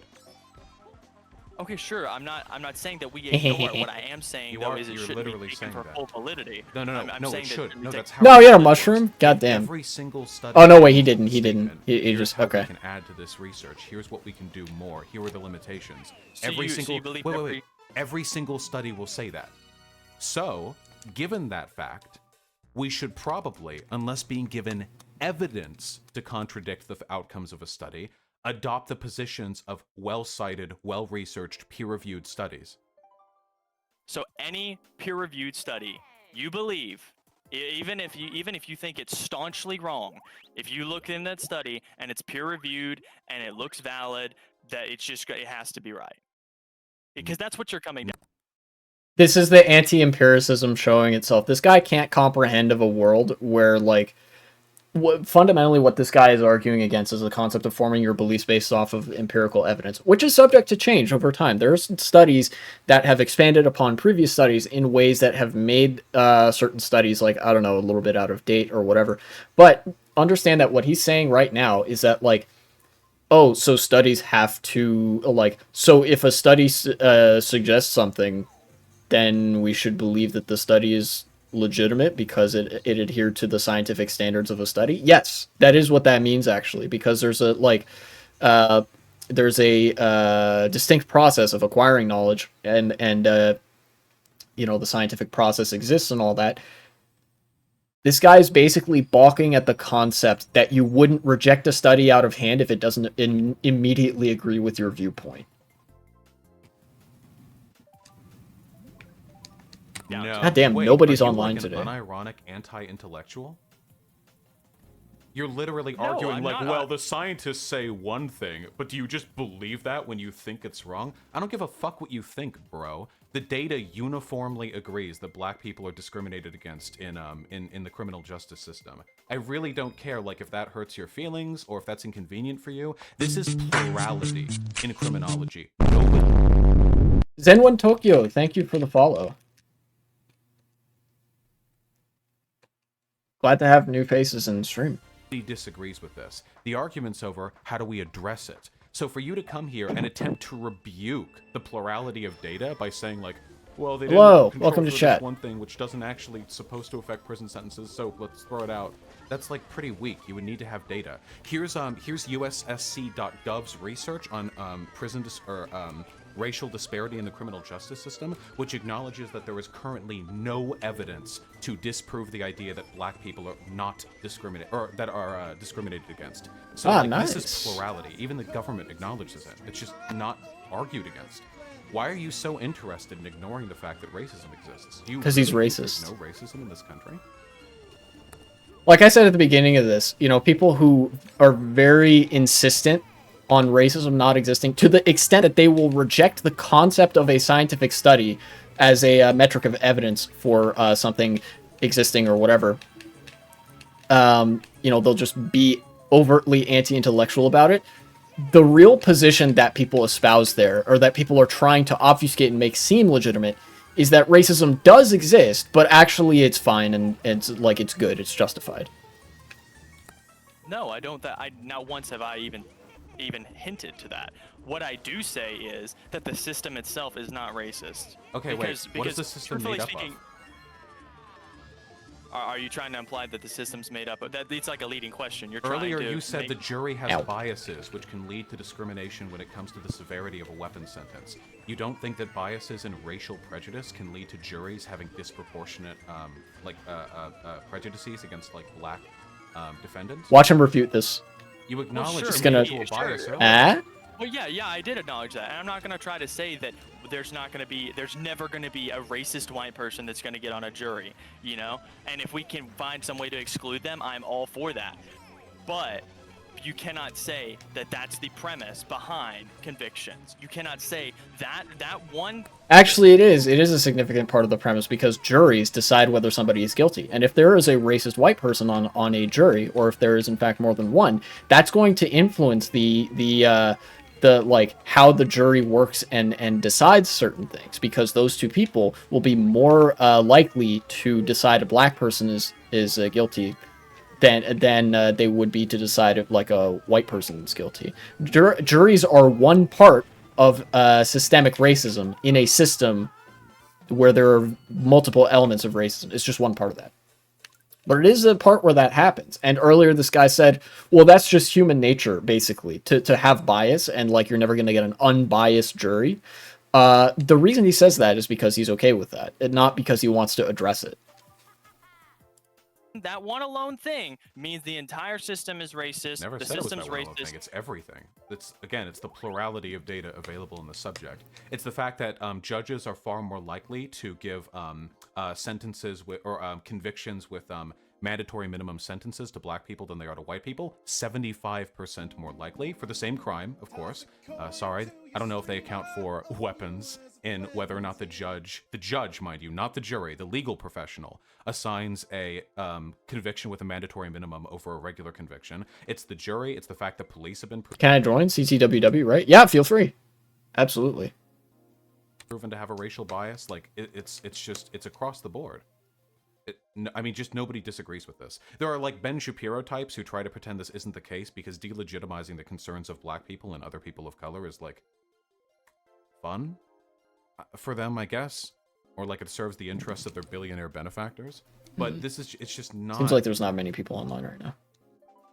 It's just not contended with, I guess. I don't know. What I'm interested in most is you. Like, why do you think that racism isn't an issue? Like, Well, I would like to respond. There's like a lot of points you've made. Yeah, go so for I'd it, like sorry. to try to respond here to at least some of them, because obviously there's so much I can't cover it all. But here's the premise. Here's the premise of the way I have my stance. I'm not like a Ben Shapiro thumper.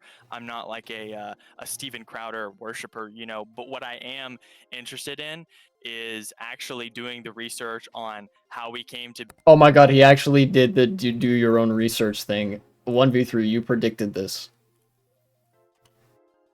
This guy straight up came in here to say systemic racism isn't real, but actually, like, he said systemic racism isn't real. I have data to prove it. Actually, systemic racism is real, and it's a culture thing, and black culture is just worse than white culture.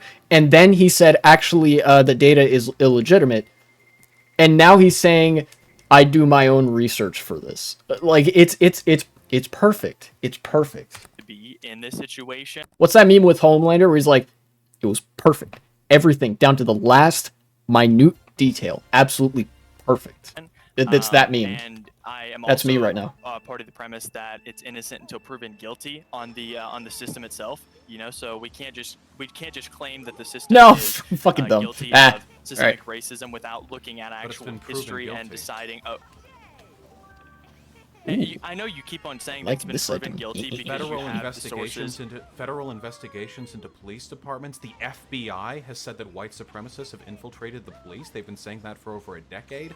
Every single like criminological study on the processing of the criminal justice system has turned out I literally just gave you a government link saying no evidence has been provided to indicate black people are not discriminated against in the criminal justice system. It's been proven. Okay. Also, you know, well, a big indicator that this guy like just is very racist and is like trying to obfuscate or whatever is that not only is there no like not only is there like a distinct lack of evidence for any of the points that this guy's trying to make about like, oh, you know, racism isn't real or whatever. But there are government studies that have been conducted, like very high level studies, you know, data from the FBI that have you know, been done into this, that have said like the exact opposite, and not only concluded that like, yeah, there's racism in like these police forces and whatever, but have said like, look, we've looked many times, and thus far nobody has found any evidence. There is actually zero evidence that exists in favor of the point that systemic racism isn't real, and there is a preponderance of evidence. There's a lot of evidence to say it is real.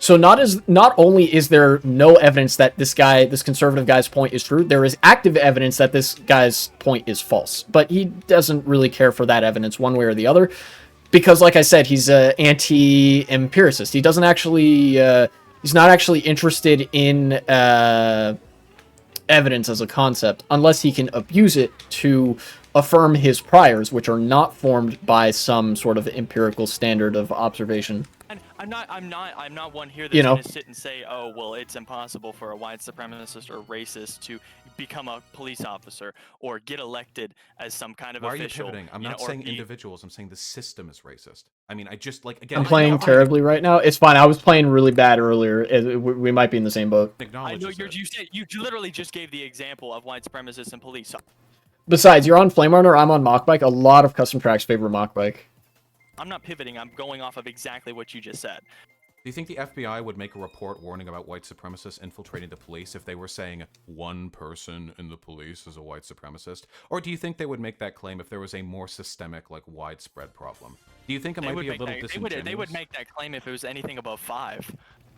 So you think if there were 6 racists in the police, of the 700,000 police officers in the United States. Because the claim that you made is not just racist. You said white supremacists. So the claim that's the claim. Racist white people tend to be white supremacists. What do you think they are? Like black supremacists?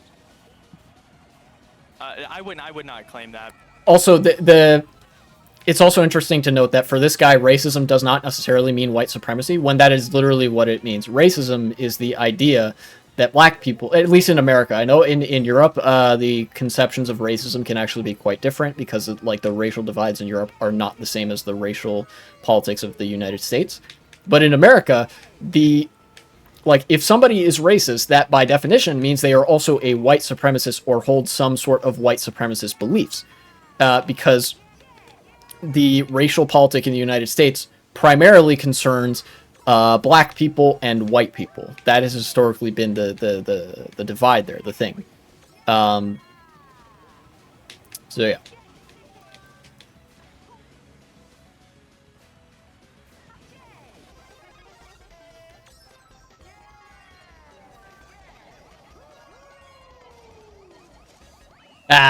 Almost.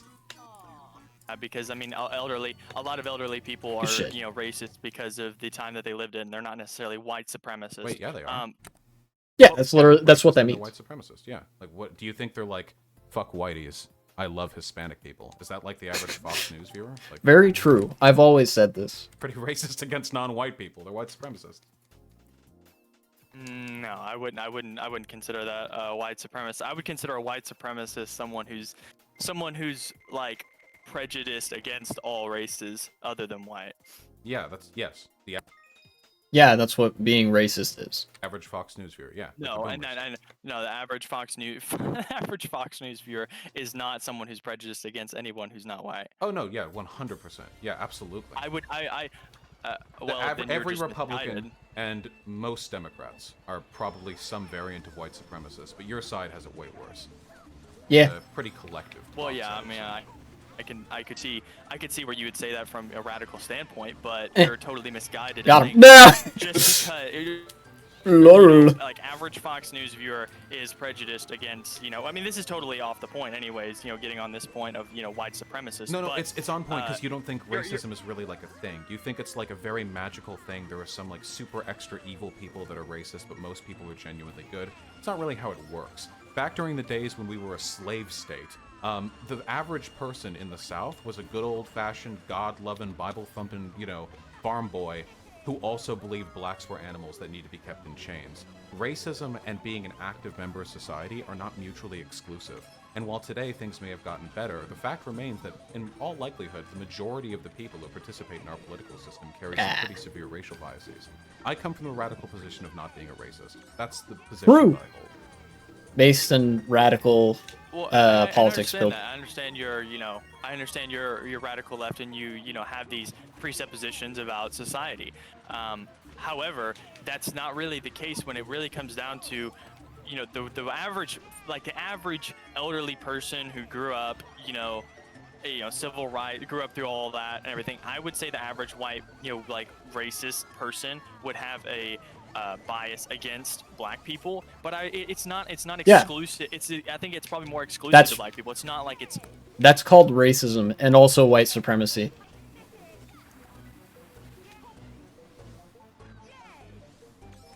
Covers Boss all races. doing the The face. Republican Party, white. known lovers It's not, of Hispanics. I wouldn't say it's that. I would say that.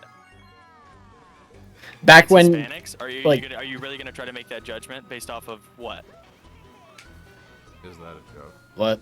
I mean, we can talk about the fear-mongering done No, against, I'm like, being illegal dead immigrants from the serious. South. I mean, I know you're probably gonna lean into Trump wall, all that kind of Yeah. stuff. I mean, Yeah. 100%. Preempting the argument doesn't make it any less. Yeah, 100%. Trump comes up fear-mongering about That's true. rapists and murderers coming over the border, deploys the.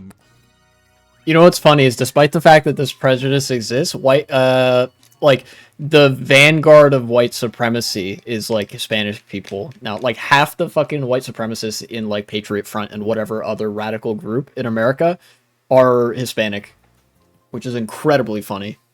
But at the same time, this guy is waffling, like I said, because he is racist, but he also understands that the label of racist is bad. You don't want to be associated with being racist. So Military because of refugees coming up from the South that never even fucking made it to our country. Talks about shithole countries, builds or like continues to man and then bolsters. Was this back in concentration 2019? camps we have on the border.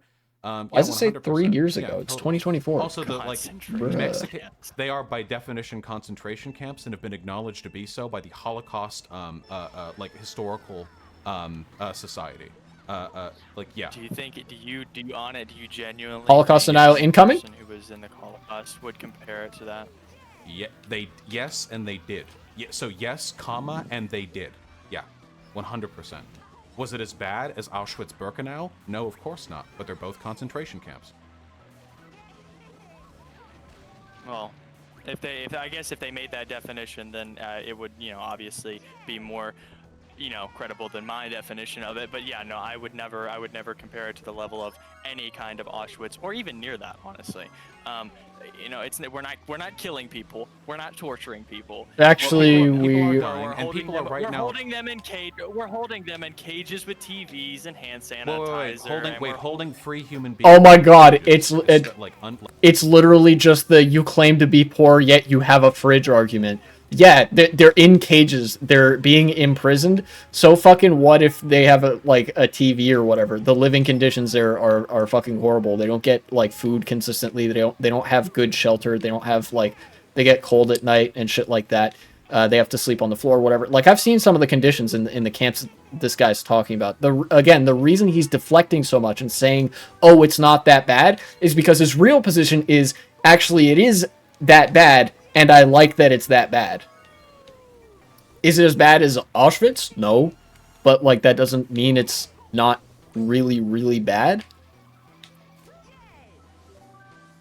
This guy's argument, essentially, they're talking about the treatment of immigrants right now. His argument essentially boils down to, oh, well, we're not literally, putting them in death camps and gassing them and working them to death. So, obviously, that,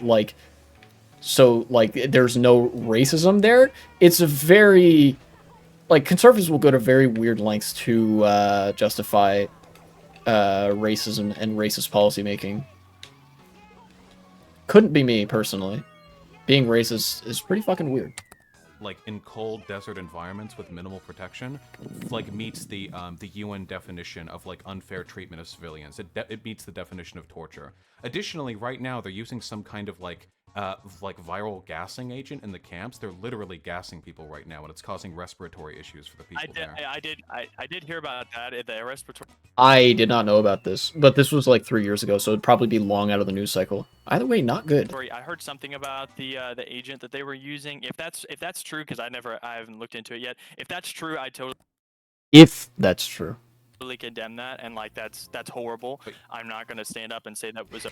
If that's true. This is the same language used by people who deny genocides, either ongoing or past. Like people who deny the Holodomor sometimes, well, a lot of times they'll just be open and say that like, oh, this didn't happen. Yeah, Uyghurs, just want to give them some screen time. Yeah, in fact, a lot of people who deny the Uyghur genocide say if. They have to obfuscate, again, because they understand that being in favor of the things happening looks really fucking bad. So they have to play dumb and sort of obfuscate and try to say, well, I don't know that that's happening. But if it is, it's bad. Without ever conceding that it is happening. It's okay. You're okay with people being held in cages in freezing desert climates with like little electric blankets they can toss over them and their 4 kids, like for no reason? No, I'm fucking dead. Met the legal requirements for coming up to the border to declare asylum. I'm okay with any person who doesn't want to follow our law. Yeah. Wait, they followed the law. You have to enter the country before you can declare asylum. Yeah, but you realize that these people aren't even trying. Yeah, These people no, aren't are. even trying to become a citizen. Wait, they can't. Wait, how can they be? They are. Wait, They how are. can they Go be ahead. trying? Go ahead. Wait. How can they be trying if they're arrested at the border? What the fuck does that mean? They literally followed the legal UN certified process. If they're being arrested at the border, then there's obviously other implications that go into that. No, there isn't. They were just you arrested realize for that, coming right? over the border. We're not just arresting Hispanics for just coming across the border. Yes, we are. We literally do that. In fact, that's been the standard practice for more than 30 years at this point. Ever since the 1990s, people who immigrate to the United States are just arrested as soon as they reach the border. A lot of times they don't even get due process, which is pretty fucked up. Yes, we are. You realize the UN has condemned the United States for not abiding by the process by which we allow asylum. Wait, are you just like ignorant? You should read up on this. That's literally what's happening.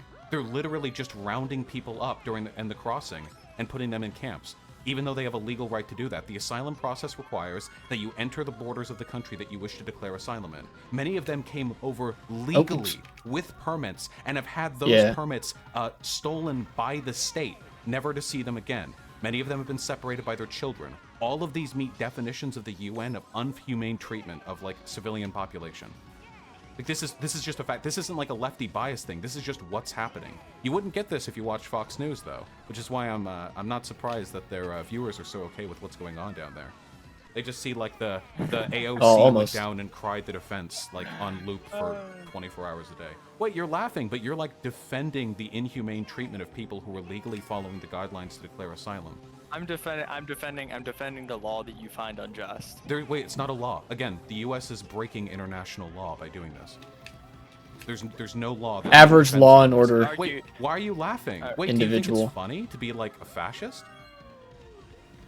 I think it's funny. I think it's funny that your radical biases are What radical bias? hindering you from seeing reality. Wait, what bias? What have I said that is factually untrue? Is that what you say when you realize that you don't have? This is the point in the debate where the guy probably just starts waffling, but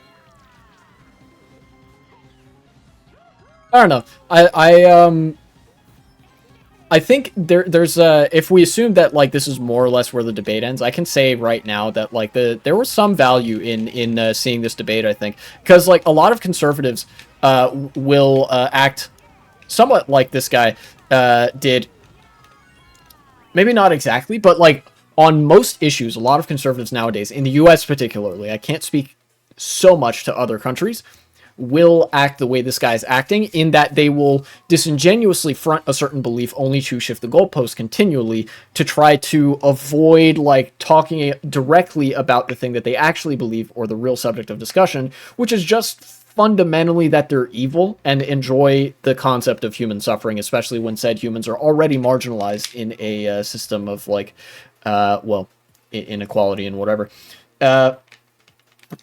Basically with every issue, this guy has said no, racism doesn't exist. But when you peel back the layers, as Vosh did by asking certain clarifying questions, by talking about certain data, not data points, but like studies that contain certain data points and make an argument based on their findings, like each layer that gets peeled back, he runs to something else. This guy, conservative hype house, until it's revealed, oh, this guy just likes bad things, basically. Have any arguments to contend with mine? No, I'm not trying to pivot from, me not being able to defend my point. What I am saying is that you're holding the UN to a higher standard than the United States government. No, I'm not. I'm just holding everyone to the same international standards of treatment of asylum takers that the US agreed to follow. They said they would follow these rules, and they don't. But as a nation, we don't have to. We can say we want to and then not. Wait, do so it. you're okay with the U.S. breaking international law to incarcerate, Classic. put in concentration camps asylum seekers? You've backed off the law argument, and now we're just on fuck them. Like that's the new argument. Least insane concern. Yeah, there we go. That's the argument. I backed up the law, and you're saying, well, they're going against the law. With what? Wait, what law? What law allows them to do that? What law allows them to do that? I'm not saying. Literally, you're putting words in my mouth right now. I never said that the law allows them to do to take the asylum seekers straight off the border into prison. Yeah, I never said the law allows that. No, I said the law doesn't allow people who are not trying to get citizenship, nor are asylum seekers. We don't allow that. That's law. What are you we talking don't allow about? That. We're talking about asylum seekers on the border. You initially said, well, if they're breaking the law by coming over, but they're not breaking the law by coming over. And now you're saying you're okay with breaking international law. I'm fine with... I can't believe I predicted... Well, I can believe. It's kind of funny that I predicted like 2 seconds before this guy end up going full Joker mode. That it, like, I didn't expect him to so readily back off the law argument. Or even, I guess, to make the law argument in the first place. Conservatives don't care about international law very much, especially because the main topic of discussion right now is Israel and Gaza. And most conservatives know that what Israel's doing is illegal in terms of international law. They just don't really care. And they prefer to frame things in terms of like biblical justifications. Cause like, I don't know, if you there are some things in the Bible that you could much more easily use to make the argument that like,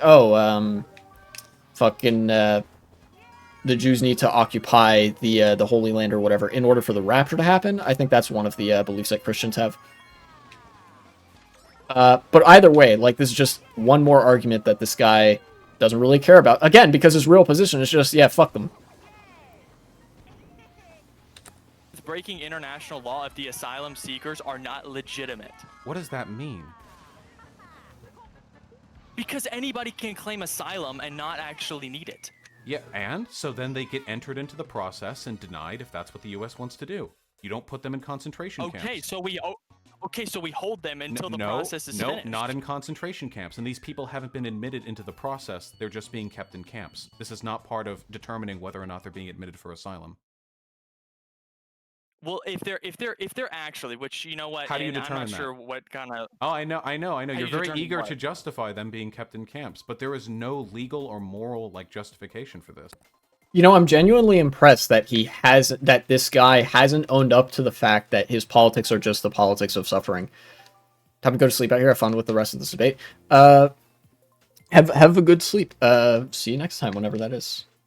See ya. I'm impressed that this conservative guy has gone this long without actually just saying, yeah, actually, fuck them, they're degenerates and stuff like that. It's crazy how much has changed in just, like, 4 or 5 years. 4 years, almost. This was in 2020.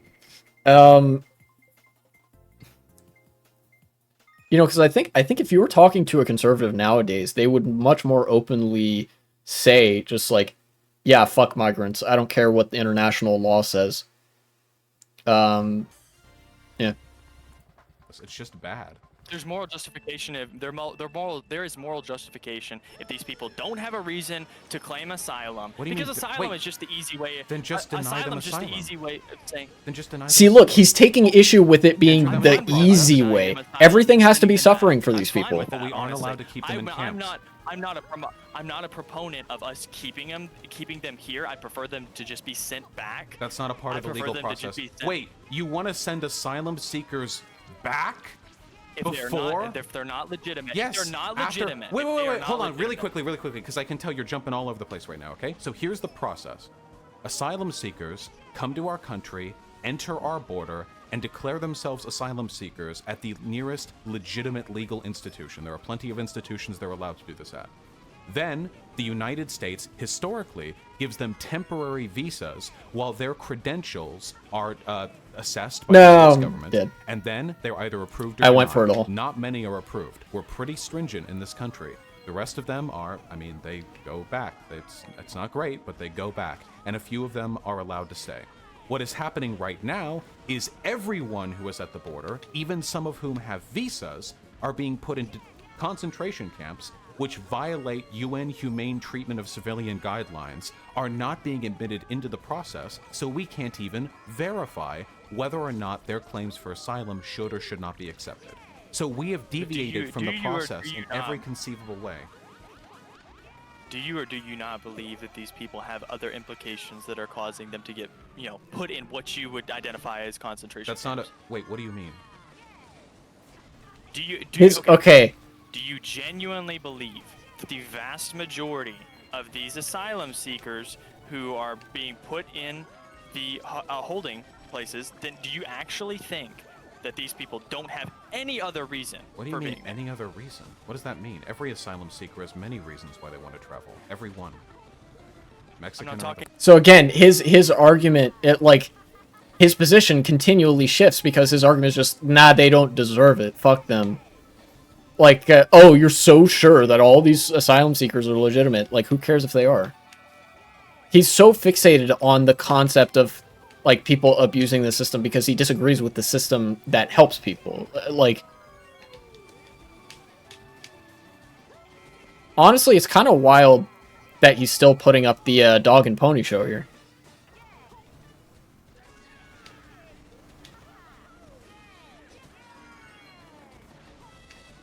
About traveling.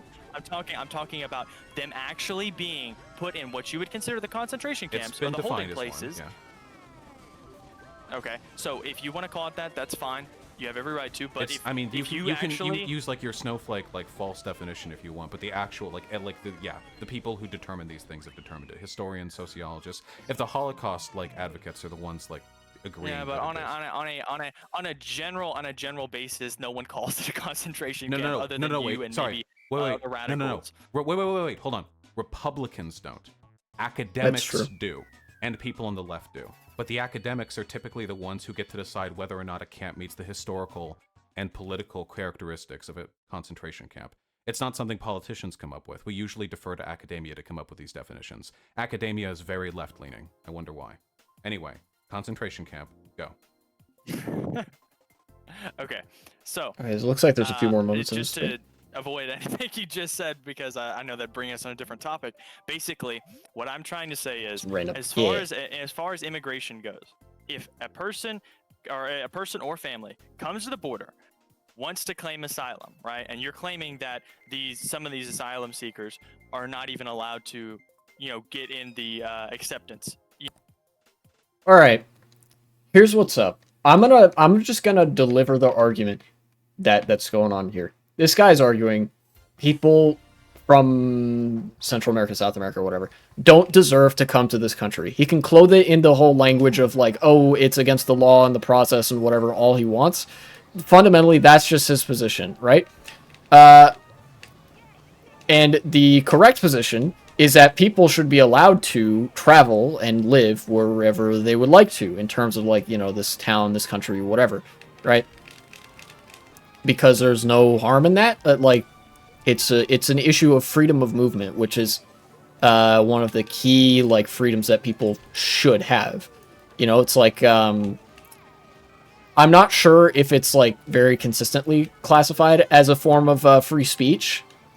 But free movement is definitely up there. I think, like if you don't have free movement, it sort of starts to feel like you're in a prison of some sort, and nobody likes that.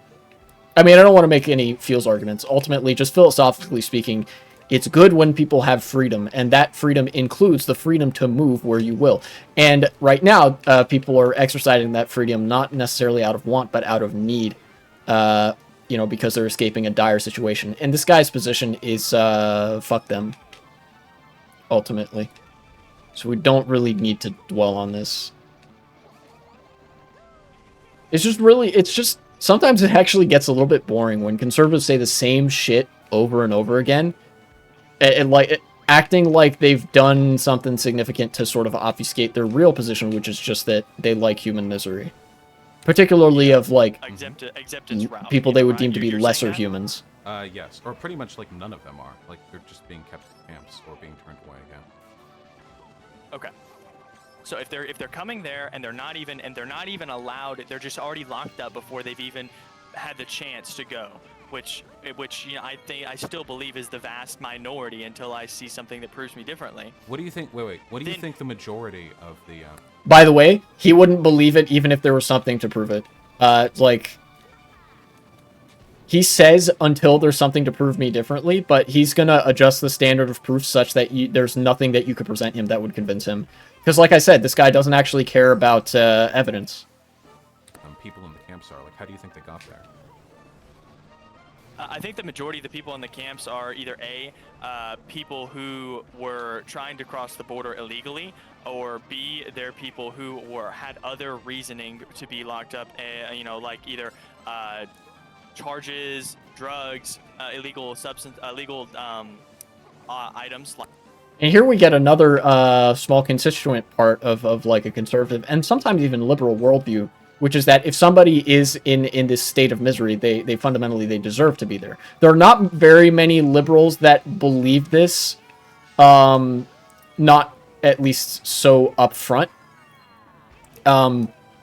It's more common among conservatives, but like it's a very pro status quo and pro hierarchy belief that if you have good things in your life, then you definitionally you deserve those good things because you have them. But if bad things have befallen you in your life, then that means you deserve those bad things because they befell you.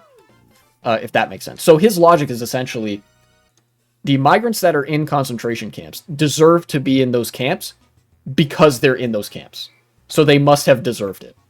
It's the logic of victim blaming. If you were to talk to this guy about rape culture and feminism, he would argue that that people who were raped deserve to be raped. Maybe not in so many words, but that would be what you get from this guy. Like sure. Maybe weapons and so such? Let's go over this really quickly. So first of all, no, the concentration camps are not being used as a prison. So your second point is factually incorrect. They are not just being like, oh, you've been caught with a criminal offense, we're throwing you in there. That's just not the case. Second of all, how can you tell the difference between people just trying to cross illegally and people who are declaring asylum if you don't let the people declare asylum? Because he doesn't actually care. There we go. Because I think the country has every right to decide if someone's seeking for asylum is actually worthy of getting that chance to claim asylum. Wait, you think the country should decide whether or not a person even gets to declare asylum? How does the country decide who's an illegal immigrant and who's an asylum seeker? Because basically the way I would judge that is if someone's coming across the border and you've sat them down, you talk to them or whatever, you talk to them when they're across the border, I don't know, however they would go about that, because I'm no border official. That is not what happens at the border right now. No, well, I realize that's not what happens at the border in most regards, but obviously they sit down and talk to these people before they throw them in a cage. So wait, what anyways. do you mean by no, they don't. Like, are these children yours? Do you have a weapon? What do you mean? Do you think these people are being asked, like, what are your intentions for entering the United States? Do you have any family? Or what interview do you think they're being given? Do you think they get, like, a cup of... I guarantee, however, migrants at the border are treated really, really badly. you know, there is very little talking that goes on. In fact, there are instances where you don't even get arrested; they just shoot at you. Like, I don't know how much this has been the case with Latin American migrants, but there have been Haitian migrants who have been shot at by American Border Patrol as they're attempting to enter the United States. In the 1990s, they called them boat people as like a dehumanizing thing. But like, there is no part where they sit you down and talk to you, because this guy is creating that out of thin air because he needs a mechanism to justify the imprisonment and internment of migrants in concentration camps. Because he recognizes that a lot of the bad things he supports are still bad, even if he supports them, and he's not quite ready to drop the mask and just be like, "Fuck it, I'm actually Hitler." Of coffee too. It's not like an interview. What it is these people have to give their claims. It's not, we don't have to ask them anything. No, they do. Yeah, they tried to declare asylum. They're supposed to do that at a legal center, like a townhouse or a police station or something like that. Exactly. And you're claiming that these people are thrown in cages before they even had the amount of time to go there and do that. Yeah. Because that should be the first thing that you're doing when you're crossing the border.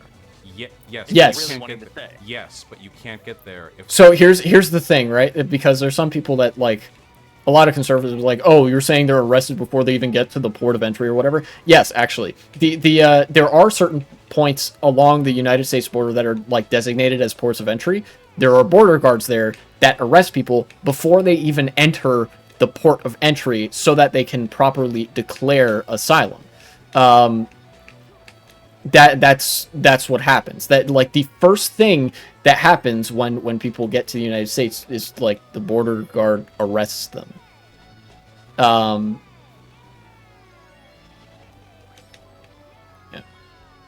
But again, this guy wants a justifying like mechanism or whatever.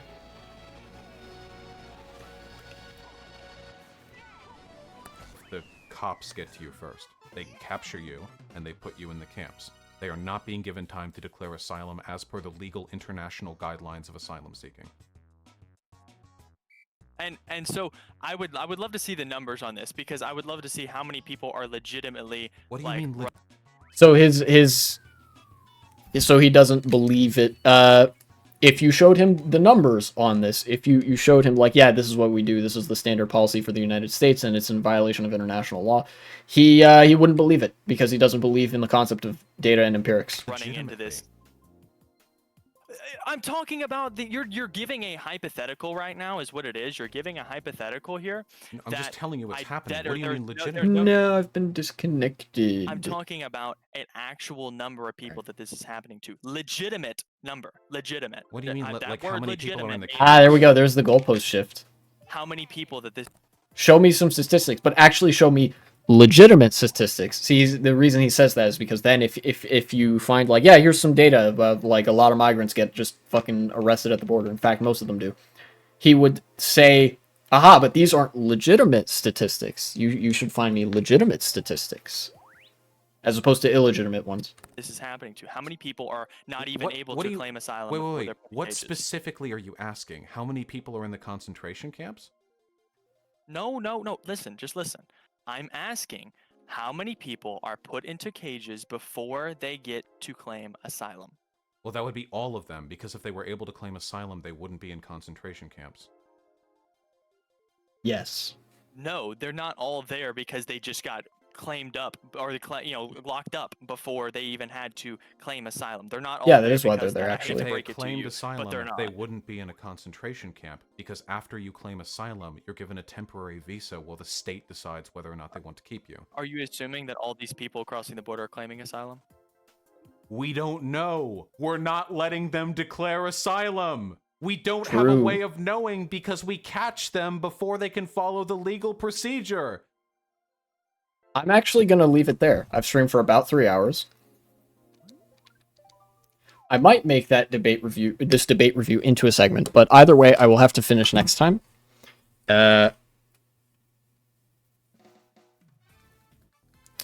So it has been fun. thanks all for turning out for this. Again, I think I mentioned this at the beginning of stream, but I think I need to rethink how I schedule with regards to stream specifically. I might just like not have it written down to live stream on any particular day, but then just like do it if I feel like it. But apart from that, I'm gonna find somebody to raid and then I will log off for the day.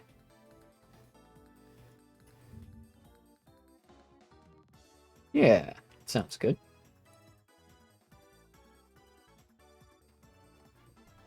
Who is live right now? Loki? You know what? Sure. Moki is live. So I will raid Moki. Hope you enjoy some Super Smash Bros. Because that's what he is playing. He's practicing against Cody Schwab, best player in the world for 2023. See you guys next time.